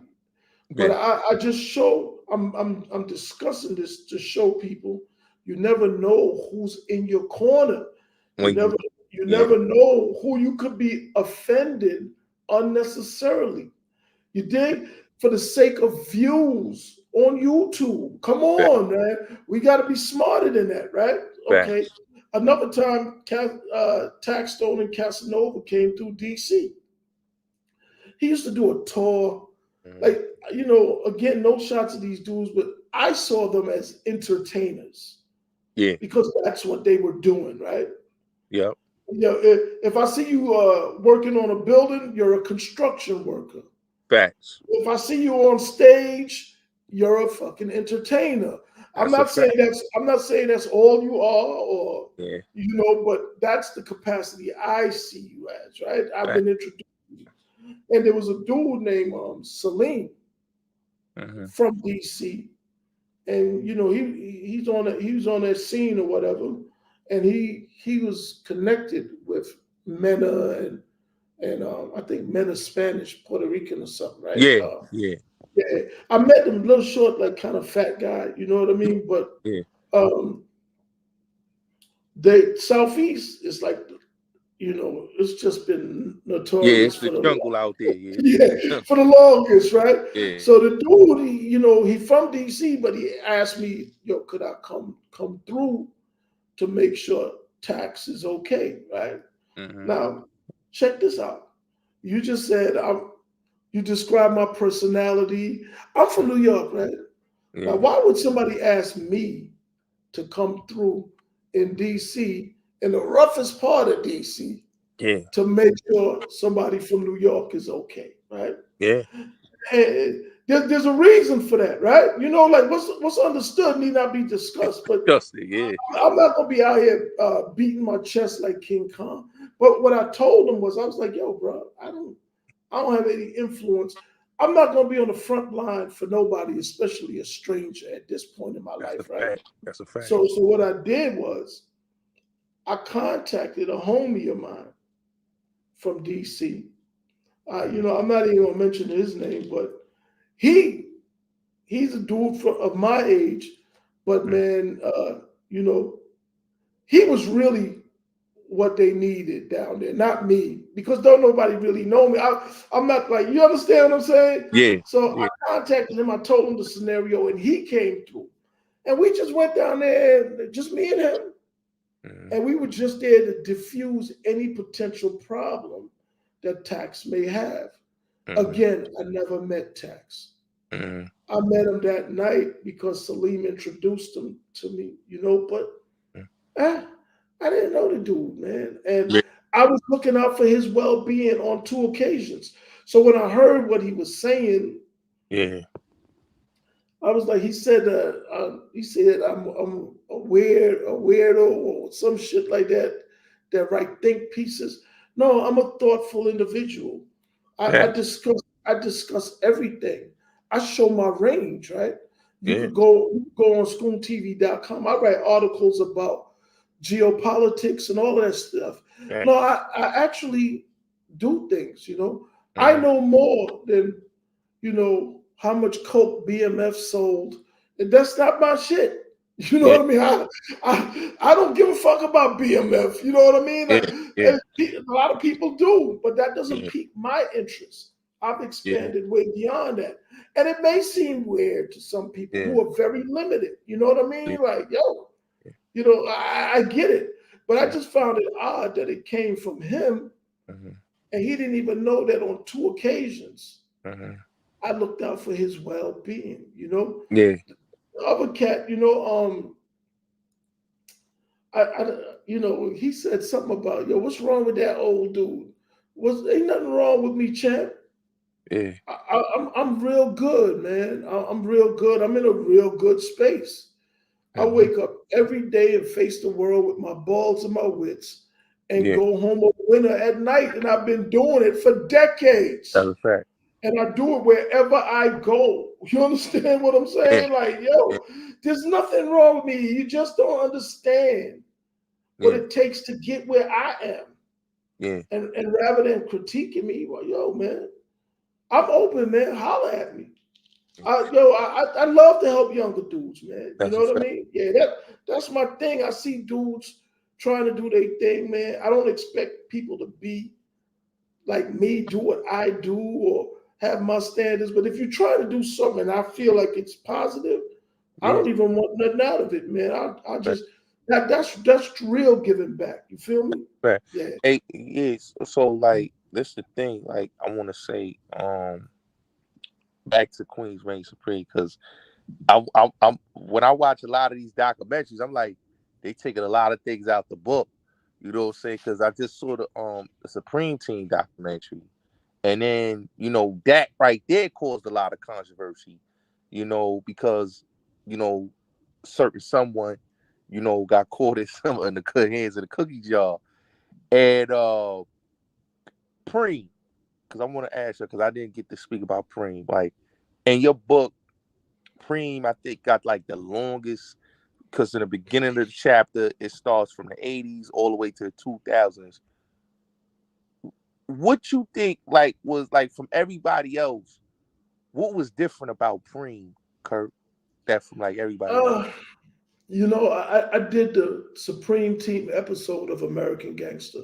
Mm-hmm. I produced that, right? Um, Mm-hmm. and it was before he went on trial. Mm-hmm. And I know, I didn't know Preem on the street or anything. I Mm-hmm. just did it to try to give him a good look. Like, see, I'm the guy, man. Like, I don't jump out there taking credit for a lot of shit, but Yeah. I do a lot of things. When I see brothers in a fight that I know Mm-hmm. they in over their head, man. If I think they got some kind of integrity or honor, or Mm-hmm. they just got done a bad deal, I'll try to throw an assist, right? But I always do it behind the scenes, right? Mm-hmm. I'm not gonna be out here talking about it. And again, I'm talking about the Supreme Team episode, and that was done like in 2007, I believe, Yeah. right? Yeah. So we talking about shit that happened nearly 20 years ago, right? I wasn't running around trying to clout chase off of it 20 years ago when it happened, right? Okay, cool. Now, Preem, honestly, and again, this is no shots at nobody, right? Mm-hmm. Preem is bigger than life because of his connection to hip hop, right? Mm-hmm. I think if you one of those people that you talk about the streets and the street code and honor and all these things, I think that's your guy, right? Mm-hmm. Yo, he played it straight. You know, you could argue whether he played it smart, Mm-hmm. but he definitely, when that time came and he had to, reaffirm who he said he was, or he did. You know what I mean? Like, and he's been in prison and he's there for the rest of his life. You know what I mean? Unless something happens, but he's done. But so he accepted the consequences. So if those things Mm-hmm. means something to you, then he deserves that adulation. You dig what I'm saying? He Mm-hmm. deserves that respect. But the reality is, man, the Supreme Team is a one operation in a projects in Queens. And when you're talking about the 80s, man, you every couple of blocks there was somebody like that, right? Mm-hmm. He has the benefit of being connected to Murder Inc. Records and Irv Gotti. And that's what made him relevant again in the 90s. Yeah. Because when he came home from prison, Mm-hmm. he had nothing really going on. You know what I mean? He happened to meet Irv on Guy Brewer, which I know is New York Boulevard. Mm-hmm. Like he he met at a video shoot for Mike Geronimo, Mm-hmm. and some things are just they're just like meant to be, man. Mm-hmm. Irv needed the affiliation with somebody like Preem, and Preem needed the affiliation to somebody like Irv because the 90s, see, the 80s was the streets, but by the 90s, it was the music business. When you look at all these guys, whether it be Suge Knight or Irv Gotti, and I'm not saying that Irv and Suge are on the same footing, right? But Mm-hmm. all of them became known because of music. Mm-hmm. You take the music away from them, who would be talking about them? You understand what I'm Yeah. saying? Like, yeah. Yeah. But True. and it's crazy because the music painted a picture of them being street guys. Mm-hmm. You can't, yo man. The easiest way to get a street reputation was to get a record deal, and it still is. You know what I mean? Because once you got money, you can buy what people used to earn, right? So Preem had the reputation. He earned it. He Mm-hmm. earned it in the 80s. He repped everywhere he went. Mm-hmm. Um, he's not a big dude, but he's a smart dude. He's a smooth dude, from what I understand. You know what I mean? Like, Yeah. yo, he's not the toughest guy, but yo, man, he ain't gonna back down. And that's all you can expect from people. Everybody ain't gonna win every fight. And when I Mm-hmm. say fight, it could be physical or other fights, right? But you got to be ready to accept the loss, man. Yeah. And he was. So that was my thing about him. You know, again, this is not to shoot no shots at anybody, right? Mm-hmm. But I think the things about Preem that should be should be admired is Mm-hmm. his principles. Mm-hmm. All the material shit that wasn't really about nothing, man. At the end of the day, I mean, he went to trial with a court-appointed attorney, bro. Facts. Facts. Like, and it's not just him. Mm-hmm. So many of these so-called street legends, you hear about Freeway Ricky Ross and BMF and all these people. And no, I'm not a hater, but if you're gonna really analyze them, be accurate, right? When you read the court documents, do you do you see where the seizures, the forfeitures are?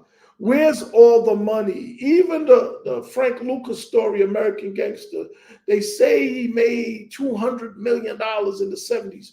You know what 200 million in the 70s is today? It's more than a $500 million, right? Yeah. Where is the money?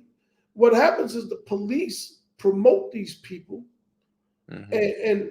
and embellish their relevance because it makes the cops look good when they take them down, and Definitely. and everybody runs with the embellishment. Like, Mm-hmm. they said I was selling 2,500 keys a month and blah blah blah. All right, cool. Yeah. Where is the money? Where is the property? Mm-hmm.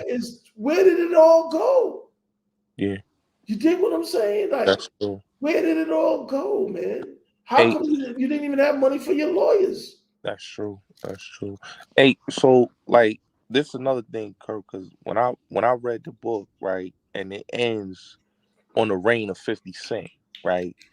And 50 Cent was like, I would say like the last generation of like that Queens era where you take a dude that from the streets and then goes into the rap game and take a lot of the things from that 80s era, 90s era and gumble it up into his music. What was so like different from any other rapper, just the whole 50 Cent thing from like all the other rappers that came out of Queens, I Kirk? mean,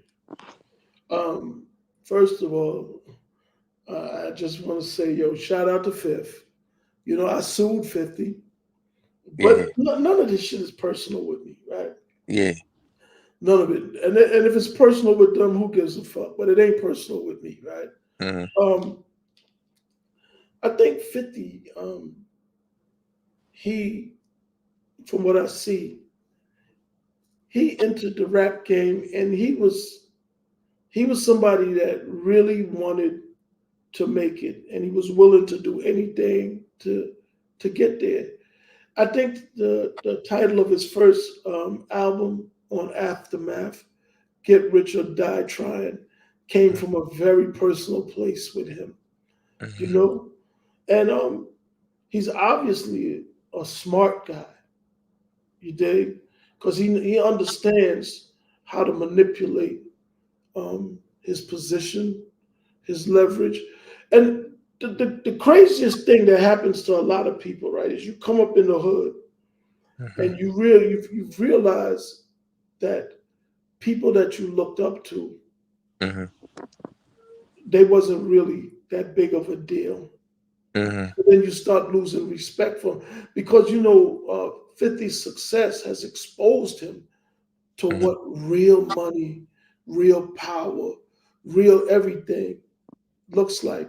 mm-hmm, So the people that he thought was like that when he was a kid, mm-hmm, younger, he realized, man, they really wasn't that big of a deal. So he outgrew the hood.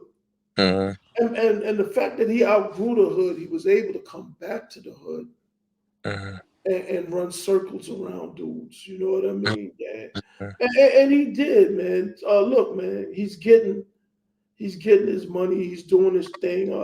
Yeah, All I can say is, but when he was in the street, he wasn't really a factor, right? yeah, But I think his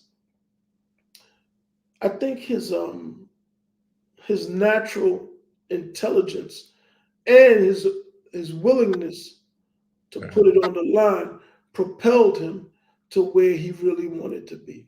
And yeah, and that's how I see his story, Yeah, mm-hmm, for sure. yeah.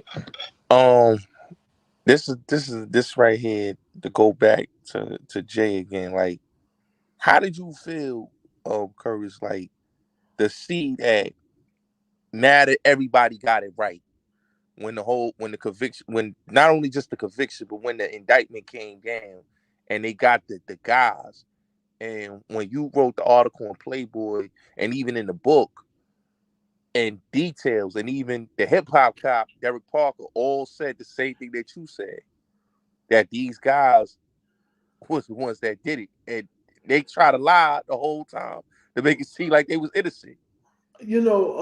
For me, right?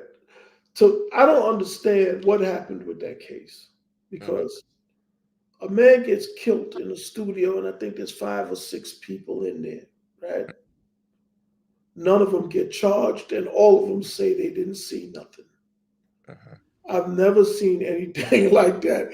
A Yeah, that's crime crazy. scene was cleaned up. You know what I mean? Like, Yeah, it's just, how did it even get to me? I never even knew where that studio was. Had never stepped foot in it.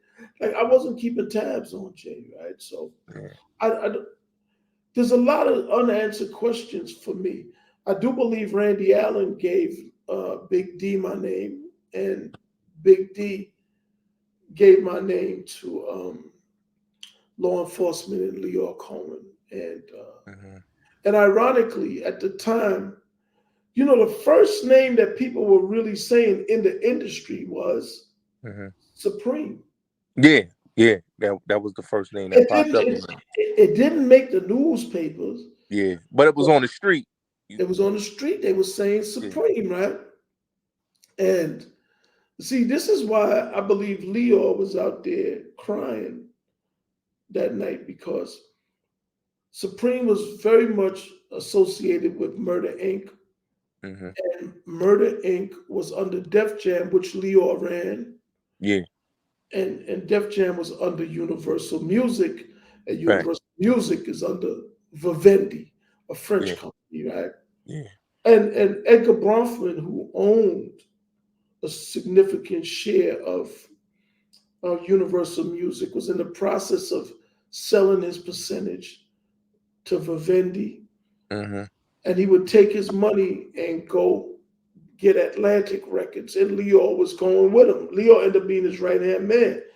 So Mhm. I don't, you know, if you're Leo and the word on the street is that Supreme had something to do with Jay's death, and you got Irv Gotti, Murder Inc. Records, Supreme McGriff, Mhm. all on your watch. So Mhm. you're gonna have some answering to do, right? It doesn't mean that you're connected to the crime or anything, but Mhm. it means that you're the one that's gonna be responsible. You feel me? Yeah. You're gonna have to answer, and dudes like Edgar Bronfman, if you got any kind of baggage, you're not coming to the next phase of this, man. So I Mhm. think it was in I believe it was in Leo's interest to get to the bottom of what really happened. Mhm. And his trusted former employee, Big D, Mhm. gave him an answer that pointed away from his interests, and that was good enough for him because Mhm. somebody with authority spoke to the police and convinced them to run with my story, bro. Those Mhm. people in that studio couldn't convince the investigators Yeah.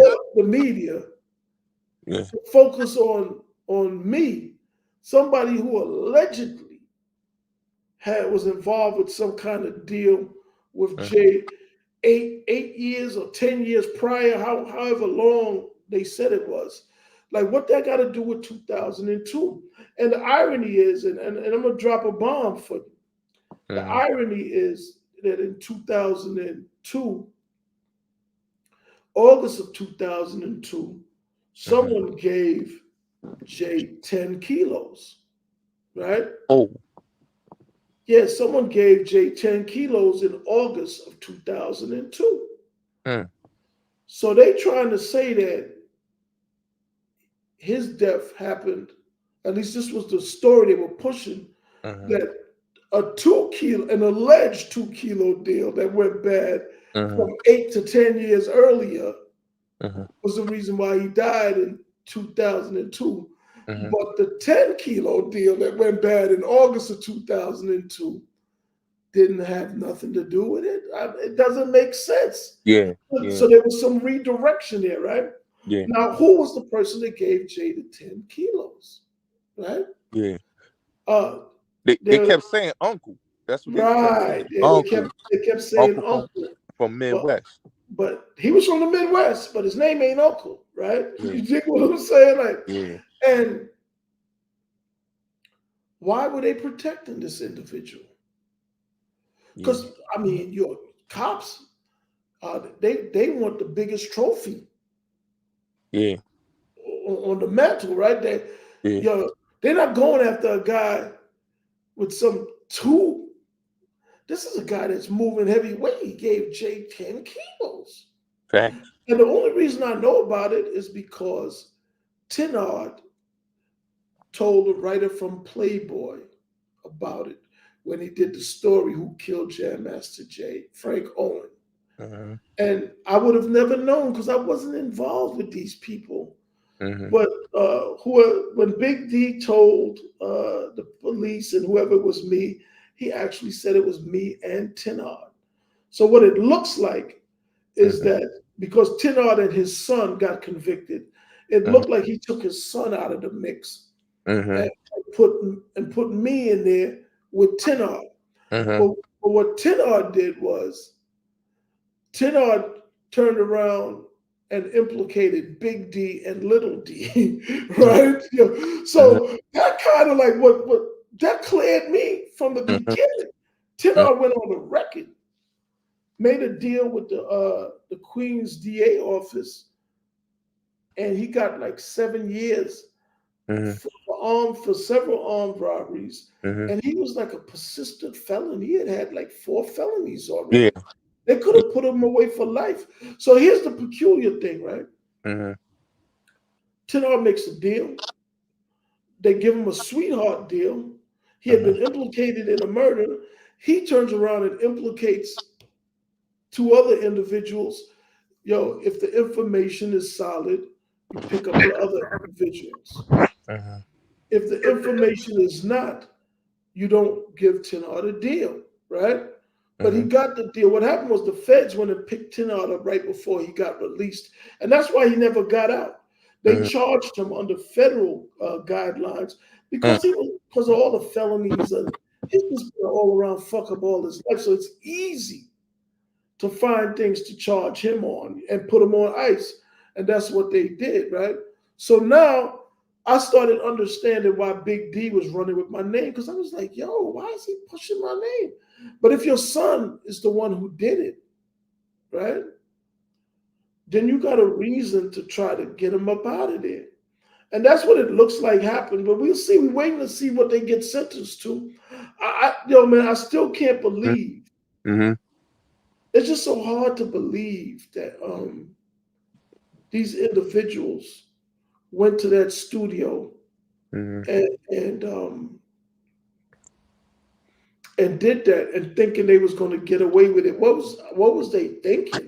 Hey, Curtis, I heard you said this. It was a situation where, and I heard that the guy that was basically like the go between with Uncle, that he said he was gonna reach for his gun because he didn't trust Tenard and he was going to shoot Tenard. Um, well, that wasn't. You're talking about the dude that testified on the stand, right? Yeah. He's the cat. I know him very well. I haven't talked to him in maybe 20 years, but he called me from prison, Mhm. and then I just blocked his number after that because I thought, he was up to some bullshit. You gotta be careful with who you talk to, man, especially Yeah. when it's drowning. Mhm. But anyway, he's from Hollis. That individual. Mhm. There was another guy named Shake Mhm. who was Jay's man, and then he's the one I think that made the introduction with Uncle Mhm. to Jay. The dude from Hollis that had to take the stand. It Mhm. was because they subpoenaed him and he wouldn't go, and then they locked him up for a week Mhm. before he agreed to take the stand because he had to testify to the fact that Jay did give him the 10 keys, right? So Mhm. if investigators knew all of this, why were they talking about me in documentary after documentary? Yeah. I had nothing to do with nothing, none of that, right? So it's just weird. And what I did find out, because I think these dudes got arrested in 2020, right? 2020. Yeah. 2020. Yeah. Okay, so the U.S. attorney they wanted they wanted to speak with me. They contacted my attorney Marvin Kornberg, and he called me and he said they wanted to question me under the protection of immunity, right? So why would they want to talk to me if I don't have anything to do with it? Well, Mhm. they wanted to try to they wanted to prove that Jay was a drug dealer. So what that because they heard the stories or whatever about me. They wanted to get to the bottom of that, I imagine. So they Mm-hmm. wanted to establish that this guy was definitely a drug dealer because Jay, Jay's family and his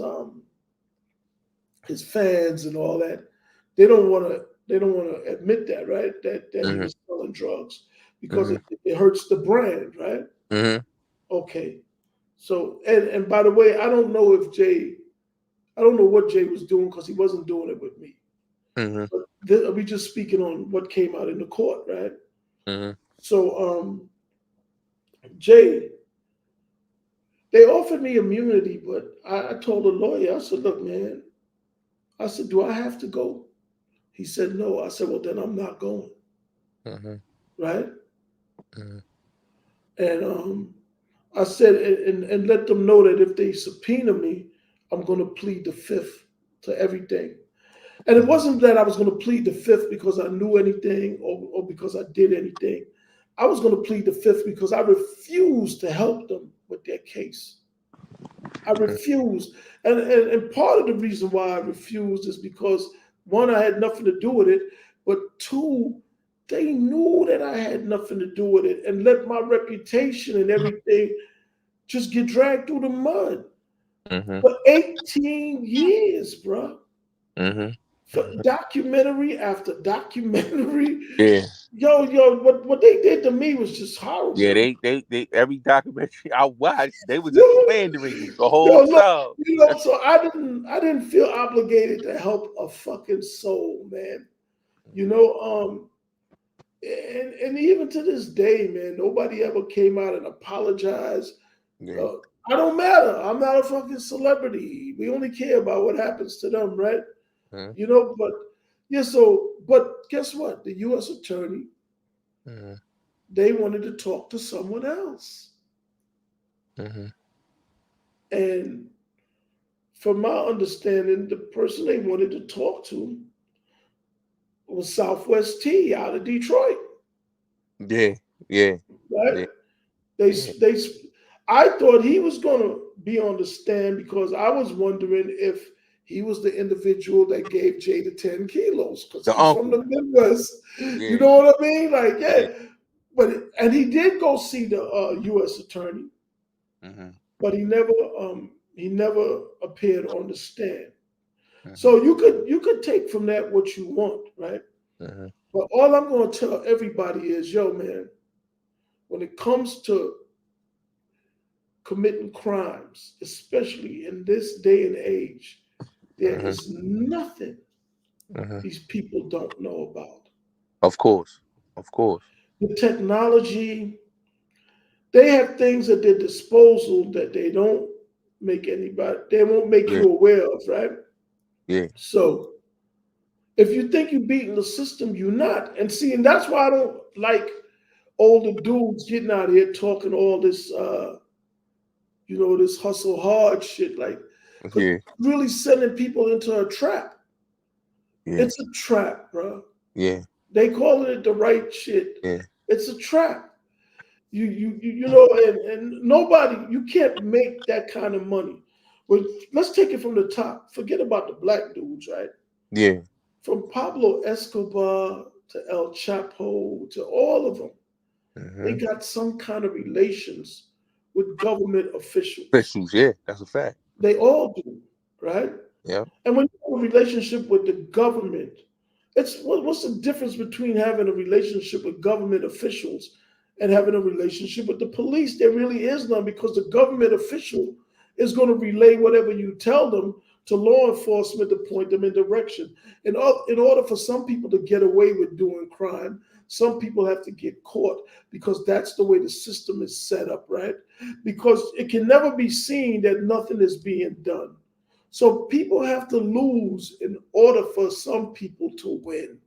And that's just how it is. And as black people, oh man, we're the designated losers in this system. Are you Yeah. kidding me? No, that's a Look, fact. man, Hey, look. Curtis, what you just said is so true because I tell people this all the time. I said the streets is alive. We haven't had success in the street game. And people think just because they seen everybody stood tall, I mean, that's what a man's supposed to do is admit to their crimes and if they gotta do the time, they gotta do it. But Mhm. if you really look at it, the mafia, the cartels, like you said, Curtis, they all work hand in hand with the government. You Yeah, know, and when it came to us, we was always considered the underlings of the cartels, of the mafia, and they never elect. And Biggie, I gotta quote Biggie: they'll never let a black man turn to John Gotti, and they never let you turn to that level of a gangster. So that's why I always said that, holding on to this thing and pushing this code and pushing the street code. We all saw what the after effects is. You understand what I'm saying, Curtis? yeah. And it's like all these guys that say they gangster, just look at how all of them, like when I looked at the J case, like everybody was pointing each other fingers. Oh, I didn't do it. It was Jay Bryant, like the third guy. They was pointing the fingers at the third guy. They're like, no, it wasn't me. Big D son, Lil D, he was like, nah, it wasn't me. It was Jay Bryant. Jay Bryant shot. Jay Bryant did this. Jay Bryant did that. Knowing that they caught y'all. Like I don't know where the guy Jay Bryant came from, because he did come out of nowhere in this whole case. But it's like, when you saw it, this is what a lot of these guys are doing. Like they get in there and they point the fingers, and it's like, come on, man. It's like, it's sad. Yo, listen, right? Mm-hmm. We talked about the Godfather earlier, right?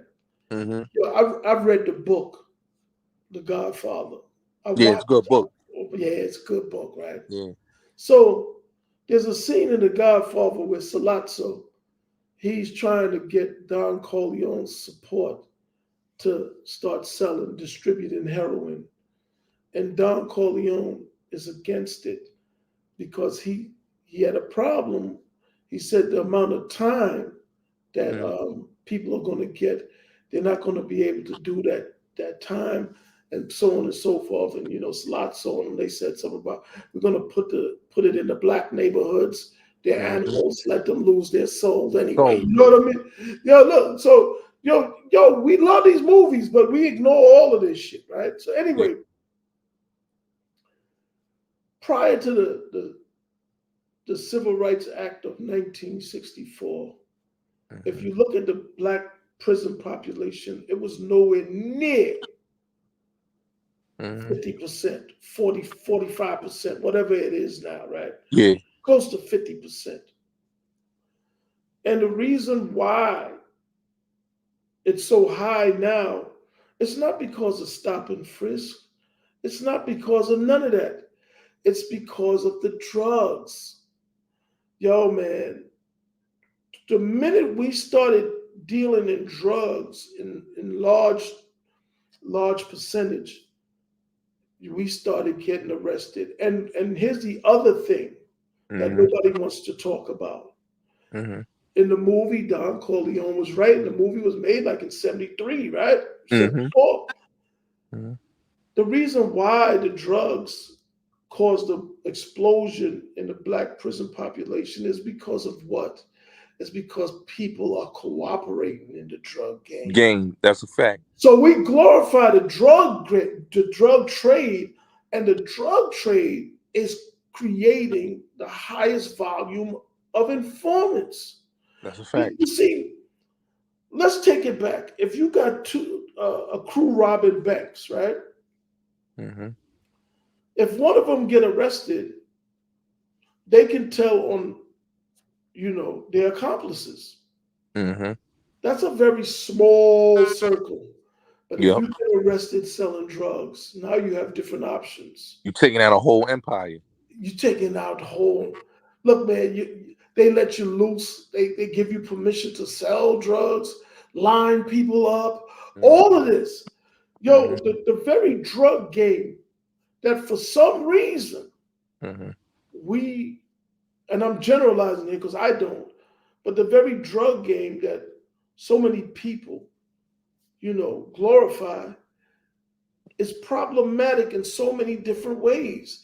It's Yeah. creating all kinds of treachery and betrayal, and aside from killing off potential. And it's odd because hip hop picked up where the drug trade left off. Now, Yeah. rather than selling drugs, now we just got to rap about selling Selling drugs. drugs. Yo, look. And the thing is, like you just said, Curtis. And I had this conversation with a lot of guys, and when I talked to a lot of the older guys that's coming from the federal penitentiary, they just can't understand how the rappers took over the streets. And I said, once the rap game, like you said, in that '90s going into that 2000s, once they took over the drug game left off, and now they snitching on records. It went to Oh, the they whole level. just now it's like, and again, I don't want to single out the young generation. All of us were stupid from back in the days to today, Hmm. because we didn't know better. But I try to be a voice of reason, because some Hmm. people, there's just no hope for them, right? They just do. They just born losers, right? But somewhere, somebody might hear what I'm saying and reassess what they're doing and be like, you know what? The old dude was right, man. Yeah, look, man, I'm not knocking anybody, homie. Hmm. You do what you do, but when you get what you get, man, don't cry like a bitch. Yeah. Just deal with it. For me, I'll be very honest. Like, I don't admit to committing crimes or anything. I've been accused of a lot of shit, but at the age of 20, I was prepared to do 10 years on any given day. At least that's what I told myself, right? Who knows? You never really know until you get in that situation, right? Hmm. But by the time I hit 30, that number dropped to 5.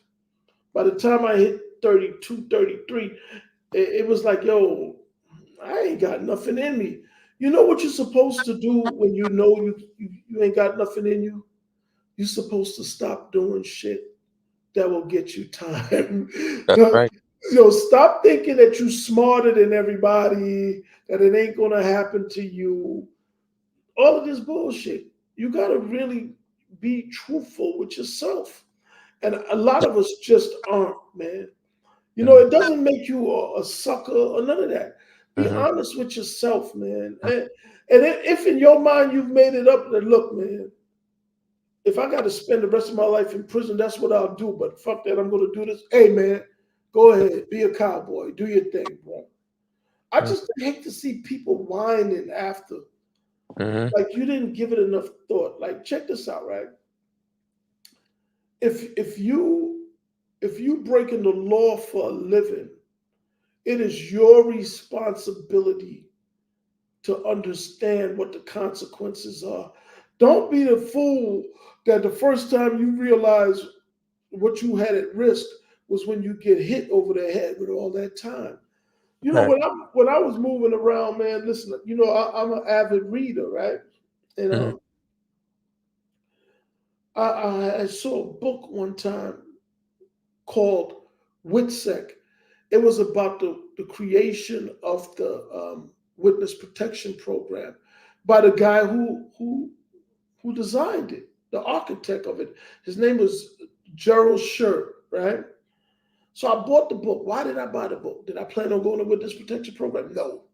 But I wanted to learn how to recognize people who are in the witness protection program. You see, you can't call yourself a G, a outlaw, or any of these things. Hmm. You don't do your due diligence, because you're really just an accident waiting to happen. Hmm. The shit is from the neck up, man. Hmm. It really is. Now, Yeah. I don't promote. I'm not going to tell you that I was hanging out with Whitney Houston and Bobby Brown and all that goofy shit, man. Like, was you like a fanboy or something? You know what I mean? Like, Yeah. Yeah. it's just it's so nauseating to see people who rep what's supposed to be something serious to be such unserious type people. So I'm sitting around and I'm just soaking up game. I'm reading information, all of that, because I moved around a lot. And when Yeah. you move around, you run into a lot of different people from different places. And if you can't check on somebody where they come from, Yeah. that says a lot. See, I don't hide my name or nothing, right? But dudes assume whole new identities when they go somewhere else. Yeah. And, and like what I learned from the book White Sec is that they used to WITSEC, right? Witness Protection Program. What they used to do is they would send dudes from like the Northeast to the Northwest. Mm-hmm. because the odds of you running into somebody over there, they set you with a whole new life, identity, job, whatever the hell, right? Mm-hmm. And it's been going on for a long time, man. But you got to do your homework because your life could depend on it. Is all That's I'm a going to fact. say. That's a And fact. also for anybody else, not that I know anything about anything, right? Because I read a lot, right? So I'm getting all of this from books. If you gonna call yourself in the street getting to the bag, that ain't the time Mm-mm. to have any attachments at all. Mm-hmm. That yeah, wives, serious relationships, starting families, all that shit. That ain't for you, man. Mm-hmm. You know what I mean? Like hustling is not it's not a career. It's not like getting a job at Amazon Prime. Mm-mm. You should have an exit strategy. That's a You fact. should you should have a time frame. Yo, I'm gonna do this for X amount of years. And if I don't have what I need by this year, I'm out of there. Because let me tell you something, man. You can leave when you want, or you can leave when they carry you out. The choice Mm. is yours. You know what I mean? Choice is Like yours. Yeah. that's all I got to say about that. Yeah. Hey, Curtis, I want to ask you, before we wrap it up, I want to ask you this. And it's two questions. American Gangster, how was it working doing that, on BET, just that whole show? Because that was like there was no other shows. You had crime files, you had FBI files, you had stuff like that. But what I saw with that show, it told the story from different type of point of views. You had everybody in there, politicians. A young Kamala Harris was on one of the episodes on there. It was so many people, rappers. How was it just doing that show, Kurt? Well, um, Bill Stephanie, Stepson Records, Mm-hmm. actually connected me with Nelson George Mm-hmm. because Ethan Brown, who I'd gotten his very first book deal, Mm-hmm. he didn't want to introduce me to the producers, and because his name was on the book, they Mm-hmm. thought that he could help them. Mm-hmm. And turned out that he didn't really know anything Mm-hmm. about the content in the book. You know what I mean? Not to the depth that they needed because he didn't have the relationships. I did, right? So Bill Stephanie, he connected me with Nelson George, and Nelson put me on. I if you think about American Gangster, the original, I worked the first three seasons, right? I did Mm-hmm. the Fat Cat episode, the Supreme Team episode, and I Mm-hmm. did the Shower Posse episode, right? Oh, that was a great one. I love that one. I love Yeah, that. yeah, yeah, yeah. Vivian, I wrote Vivian Blake and got him to do it. Everybody wanted the Shower Posse, but nobody would touch him. I wrote him a letter. He called me on the phone, man, and we chopped it up. As a matter of fact, when Vivian went back to Jamaica, he used to call me from Jamaica. You know what I mean? Like, yo, real talk. But anyway, I um I think for me, I had no formal training in production or any of that. I've had no formal training as a journalist. It's because a, I'm an astute learner. I pay attention and I figure things out. I it was fun, but I made no real money off of Mm-hmm. American Gangster. I think I got $2,000 for the Fat Cat episode Mm-hmm. as a consultant. Mm-hmm. Um, but here's the thing, though, right? Because I played for position, not paper. Yeah. They didn't really want to pay me, because the primary company is Asylum Entertainment, and the reality is that nobody likes to pay black folks if they don't have to. Everybody's so used to getting our Fact. shit for free, bro. Facts. And, Facts. but I had a different angle because I had wrote a script 1013 Officer Down about Fat Cat, and I wanted to use the Fat Yeah. Cat episode to promote the script and possibly get the movie made, right? Mm-hmm. So when I talked to the people at BET, they told me that, they thought that I wanted money, right? But Mm-hmm. I already know because, I had touched a little bit of paper. I know how these people see us. They think we're not smart. Mm-hmm. You know, they're really not smart, or they wouldn't be fucking with us, because the ones that are really smart, they don't interact with us at all. You understand what I'm That's a saying? fact. That's a It's fact. the ones who's not too fucking smart that's Yeah. interacting with us, right? Yeah. Okay, cool. I told them, I said, listen, man, I couldn't do this episode with you guys for $2,000 or $20,000. Mm-hmm. I said, because what I need is creative control. You can give me $2,000, but I got to have the final say on Mm-hmm. this. And they said, "Yo, man, if we give you that, then we're giving you control of the whole project." I said, "That's one way to look at it. The other way to look at it is that it's a small concession to make Mm-hmm. to get something nobody else has gotten, right?" Mm-hmm. And they did it, and they put it in writing, and I sent the copy of it to Cat in Clinton, Mm-hmm. and Cat gave his family the green light to do it. Mm-hmm. And that's how it happened. Because what I realize in life is that, the only person who's going to pay you what you really deserve is yourself. Fact. You cannot expect other people to pay you what you think you deserve. Because what you think you deserve has nothing to do with what they think you deserve.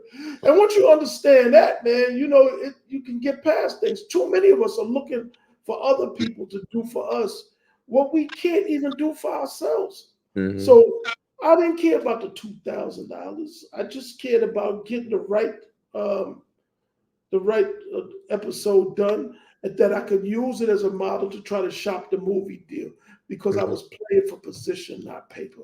I did the Supreme episode. I did that just on the strength, because Irv and Chris, they had helped me with Queen's Reign Supreme, because they did the interviews, and that helped because they was waiting on they was awaiting trial. Mm-hmm. It was such a problem that when their attorneys found out that they did the interviews, there was uh, a big commotion, because the, the attorneys demanded to see the manuscript of the book.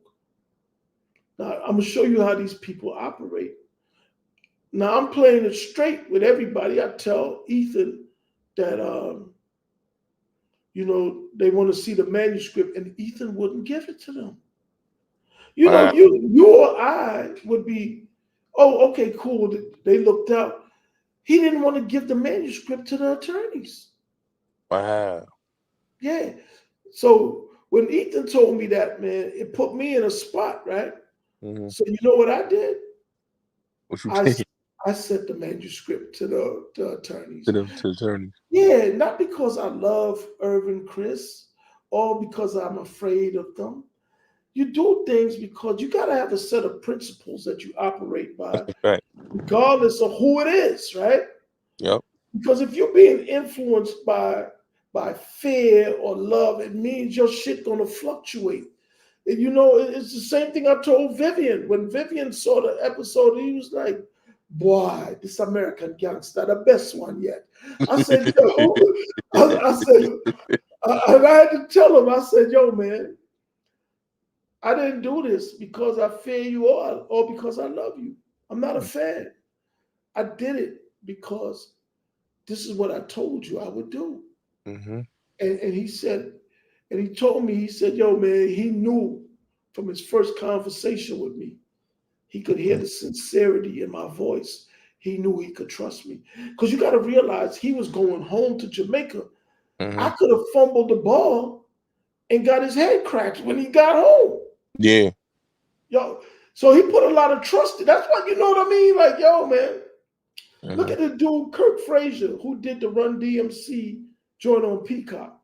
Yeah, I seen that. Yeah. He did the Rayful Edmonds joint, right? Now I'm Mm-hmm. not advocating for anything, supporting anything. I'm about principles, man. I'm not about none of this gossip shit, right? Yeah. Rayful cooperated, told, was in the witness protection. Okay, whatever, right? Yeah. Mm-hmm. Now, why do you make an episode that shows that this man cooperated for some fried chicken?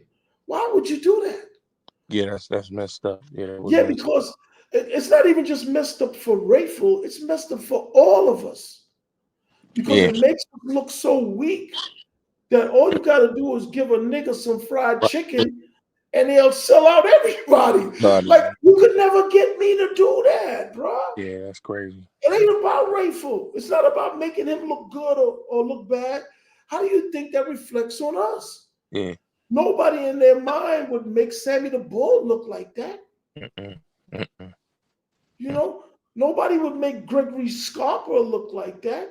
Nope. None of them. You Nope. understand what I'm saying? Yeah. But leave it to us, because we reinforce all the most disrespectful stereotypes attributed to us, man. Mm-hmm. Mm-hmm. And I'm not part of that. And it's big to me. It's bigger than who's a rat and who's not a rat, man. Look, I'm out here trying to represent black manhood Yeah. as Yeah. best as I can, bro. Being a real man. I agree Being with that. being a real man, bro. For That's how we agree. sure. Curtis, speaking of Rayful, he just had came home. Yeah. Do you think the story need to be told from his point of view now that he's home? Um, I think he has an interesting story, Yeah. but he got to tell it for real. Mm-hmm. I was in D.C. when Ray was out there. I seen him with Alonzo Mourning and Big John Turner from Mm-hmm. Georgetown. I was in D.C. when it was City Under Siege and it was the murder capital of America. I was here, right? Mm-hmm. So I think he just got to be real honest because you know, I don't know the details of his story like that. Because when I tell you, like, none of this street shit really interests me. You know what I'm saying? Yeah. Not Yeah. like that. Like, as you can tell just from my conversation, Yeah. I've broadened my horizons, right? Yeah. And it's not a knock on people who Yeah. focus on it because some people are just young; they don't know. Yeah. I'll be 60 years old in about 3 weeks, bro. Oh. So I've Yeah. gone through so many phases, right? Yeah. At this point in my life, I'm not really like interested in any of that shit. But I will say this: I saw Rayful. Rayful was doing his thing, but what I noticed with Rayful is that I saw some things with Rayful that I hadn't seen before. Maybe I was green, Mm-hmm. you know. Rayful had like he had like three homosexuals that used to be around him. Their Mm-hmm. names was Puffy, Mimi, and Pig, right? Yeah. Uh, Yeah. those for what I don't know what they was doing around him. I had never seen dudes like him fraternizing with people like that. I'm coming out of New York in Yeah. '86, and I had never seen that. And I'm not going to say it didn't happen in New York. I Mm-hmm. just wasn't aware of it. And in Yeah. '86, I'm like 22 years old, right? So Yeah. I'm kind of green myself as far as life itself. Yeah, I know about certain things, but Mm-hmm. you got a lot to learn, and that's something that's important for everybody. Understand where you are chronologically Mm-hmm. and developmentally, and realize how much more you have to learn because as you Facts. get older, you start seeing things maybe you didn't notice before. So yeah, I think Rayful, if he talks about that aspect, I've heard stories about him paying for sex changes and shit. I don't understand. Yeah. I used to be in the Go-Go's and all that, right? Yeah.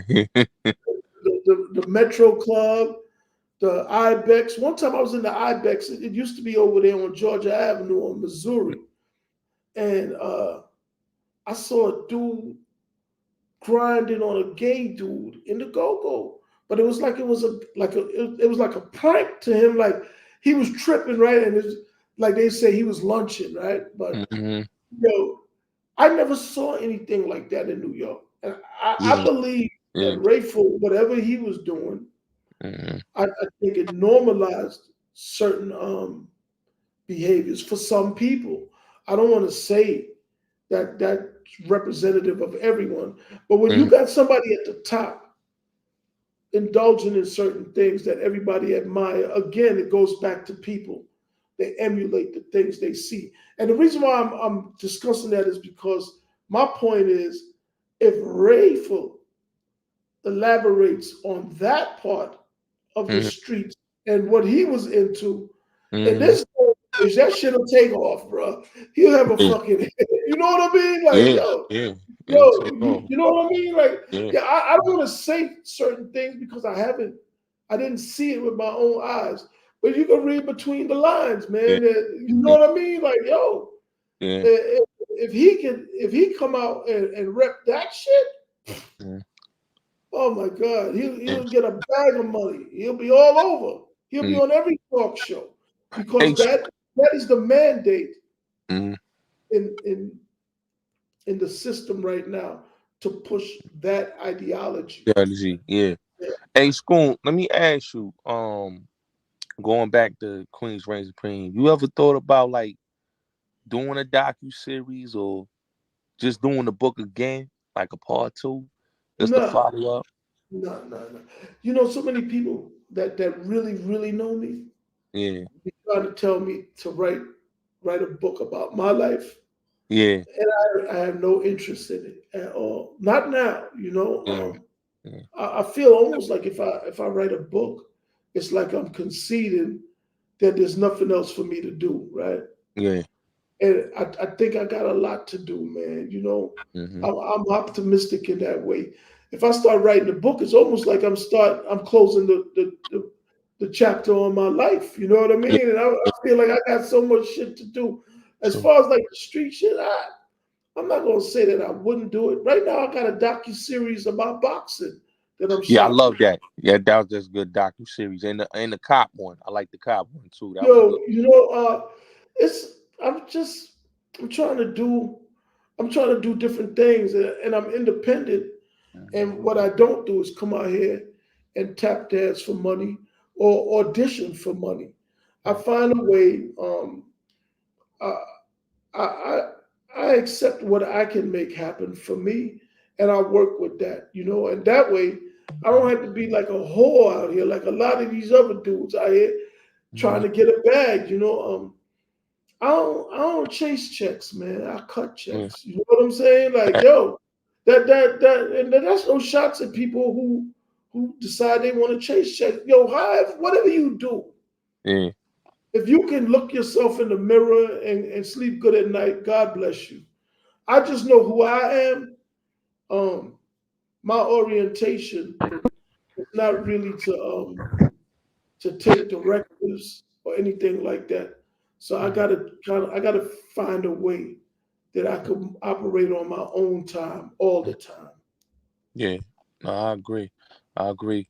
Well, I want to say this was a dope conversation, Curtis, man. I really enjoyed this, man. We touched Yeah. on a lot of things, man. We touched on Queens, the rap game, everything, the streets, man. And I just want to say, man, just watching what you did in the game, from a journalist standpoint, from a director standpoint, it's amazing because it just shows that you had the best of both worlds in the game. A lot of people can't say they was able to do those type of things and still have his finger in the post and know what's going on and still can play both sides of the corporate and all that. So I gotta salute you on that, Curtis, man, because you really changed the way. And like I said, with Queen's Reign Supreme, is just a book that a lot of people to this day still talk about the stories that you talked about 20 years ago. So that book really changed the tone and it just really showed Queens in a light where the streets and hip hop went hand in hand. Yeah, there's a couple things I want to touch on before we go. American Gangster. American Gangster was a result of the street magazines, the Don Divas, the Feds, Felons, all of those as is. Uh, Nelson George and them just took it to the next level. Those guys did the groundwork to pique everybody's interest in those stories, right? Mm-hmm. And Nelson George, all they did was improved upon what was already there. Those people who did those magazines, what they had was a lack of vision, right? They were supposed to take it to the next level themselves, but they didn't. So somebody else did. And that will always happen because Mm-hmm. nothing stays the same. We talked about, the natural progression of things. Now, as far as what I'm doing now, man, like I say, I employ people, right? Um, I got a mental health business with someone we partners, Mm-hmm. and in Detroit, I'm the executive director of a STEM program that provides STEM training to young black youth. In Well, not just young black youth, the students of Detroit public schools. Mm-hmm. We've been commended, right, for the work that we've done up there. We have a nursing program, all of that, because I'm really interested in helping young people like figure things out in life, how to get ahead. And I Mm-hmm. know technology is a big part of it. I've Yeah. been involved with 3 political campaigns up in Detroit. Um, Coleman Young. that's right. Yeah, Yeah. Yeah. I've been involved with 3. I was his number one backer when he ran for mayor in 2017. His number one backer when he ran for Congress in 2018. I supported him when he ran for city council at large in 2021, and he finally got elected. I made his his campaign commercials, all of this stuff, man. Like, I'm not gonna get out here and just talk about the fucking 80s, man. Like, yo, there's just so much more to do, man. I'm working on doing a senior living development. Hopefully, it works out, man. It's a 130 units, 170,000 square feet, and it's all green development. Like, we talking about, if you're a boss in the street, man, how you get to entertainment and just be part of the entourage, man? Yeah, You you know something, Curtis, is something that I never understood, right? And this is why, people get mad when I say the fake OGs. I always say a real OG, original, because I don't even say original gangs, I say original gentleman. And Yeah, original gentleman is really about his business. He boss up.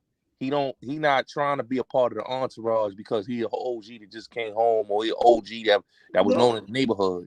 He's an OG that's basically doing things in the social ladder, and Billy out here doing it on a corporate level. Jay-Z say corporate thug, and I just say corporate bossing. Look, man, my thing is like, if you say you was this big dude in the street, how when you transition, you just a hanger on? How can you even accept that? Because how do you even know how to function in that capacity if you was a boss at any point in your life, right? Because that's your natural orientation. The reason why I grew up with Run-DMC and never went on tour with them dudes, man. I was never going to stop what I was doing to watch them do what they do. And when you see people who do that, just Mm, know they ain't got nothing going on. And I yeah, knew them better than the people that was running behind them all over the country. that's a fact. I really knew them, right? But That's a fact. God bless them. They was doing their thing. I was doing my thing, man. I wasn't going to Mm-hmm. ever stop what I was doing Mm-hmm. to watch anybody else do what they do. Unless that's just what I did. If I was always on the bandwagon, you got to see some of these guys, man. Their knees is all scraped up from all the Yeah. bandwagons they jumped on and fell off. Like, Yeah. it's Bobby Brown and fucking Whitney Houston today. It's LL Cool J tomorrow. It's Run-DMC. It's like, let me get off your fucking knees, man. And the dude been on his knees even in the streets. It was Roddy Bump. It was Fat Cat. It was Supreme. It was, come on, man. Is this the guy that's out there trying to convince everybody that he's somebody? He seems a little desperate to me. Mm-hmm. I mean, come on. But anyway, look, I'm getting in that mode. I'm about to start going in on niggas, man, because I've been trying to be, look. I already know, Kurt, because like I know, like, and I get the conversations from a lot of people, and it's like some of these guys just make themselves look bad. Like, Real bad. Just too and old. they grandfathers. A lot of them is fathers, My point, grandfathers, yeah. and they Too on here old. doing this, man, for Too street old. cred, man. It's like, Yeah. come on, man. You know, a lot of old dudes like to get out here and bash the young dudes. I don't understand what the young dudes is doing, but I do understand that maybe they need some guidance. I just don't really understand what the old dudes is doing. Like, really? Y'all got to find. And by the way, man, anybody over 40, come on, bro. Come on. Just cut it out, okay? I don't just mean the dudes in their 50s. I mean, truthfully, by the time you're 25, you're supposed to have a handle on where you're trying to go in life. But Fact. granted, hip hop introduced perpetual adolescence, right? But anybody in their 30s should be at least thinking about, I gotta get certain things done by the time I'm 40. Mm-hmm. Otherwise, you don't want to hit 50 and be doing the same bullshit, getting some fresh gear and going Mm-hmm. to the club. Yo, man, do you know when I was coming up, there was nobody 40 in the fucking club, man? Like, no. Nope. Yo, Yeah. you Right. go to the club now, it's just all these old motherfuckers. Yeah. Yo, Yeah. I wouldn't even know what to do in a club. At my age, I should own the club, right? Or otherwise, Yeah. I don't have no business being there. That's a fact. I That's a don't care. fact. I don't care whose album release. My man and them, they drop it. I'm here to support. No, nigga, you ain't got nothing else going on, man. But anyway, look, man, I ain't gonna hold Yeah. you, champ. All right. Yeah. I salute you, Curtis, man. I salute you pulling up, man. This was a dope interview, man. You know, a lot of people when they see this, they gonna say what they gonna say, but it is what it is. I One don't thing, give a shit. Curtis, one thing I tell people, Curtis School is a straight shooter. If you read his book, you've seen his interviews, he's a straight shooter. When it comes to anything he say, he's staying on it. That's why I always respected you with your platforms and everything you do. And keep doing what you're doing. We still gonna support you, School TV, the whole Thank you. movement, documentaries. Because one thing we respect straight shooters, and that's what I respect because I'm a straightforward person myself, and I always believe that when you straightforward, you gotta call them out. Yeah, and last but not least, man, anybody got any issue with anything I say, man, approach me at your own risk, man. Don't be the next one to be on that summer jam screen, man, because I still get it in. All right. Let's let you look. Yeah, for sure. My man, thank you, brother. All right, thanks, Kurt. All right. All right, salute, big bro. Salute. Salute. Salute to everybody. Y'all have a good night, man. Peace and blessings, man.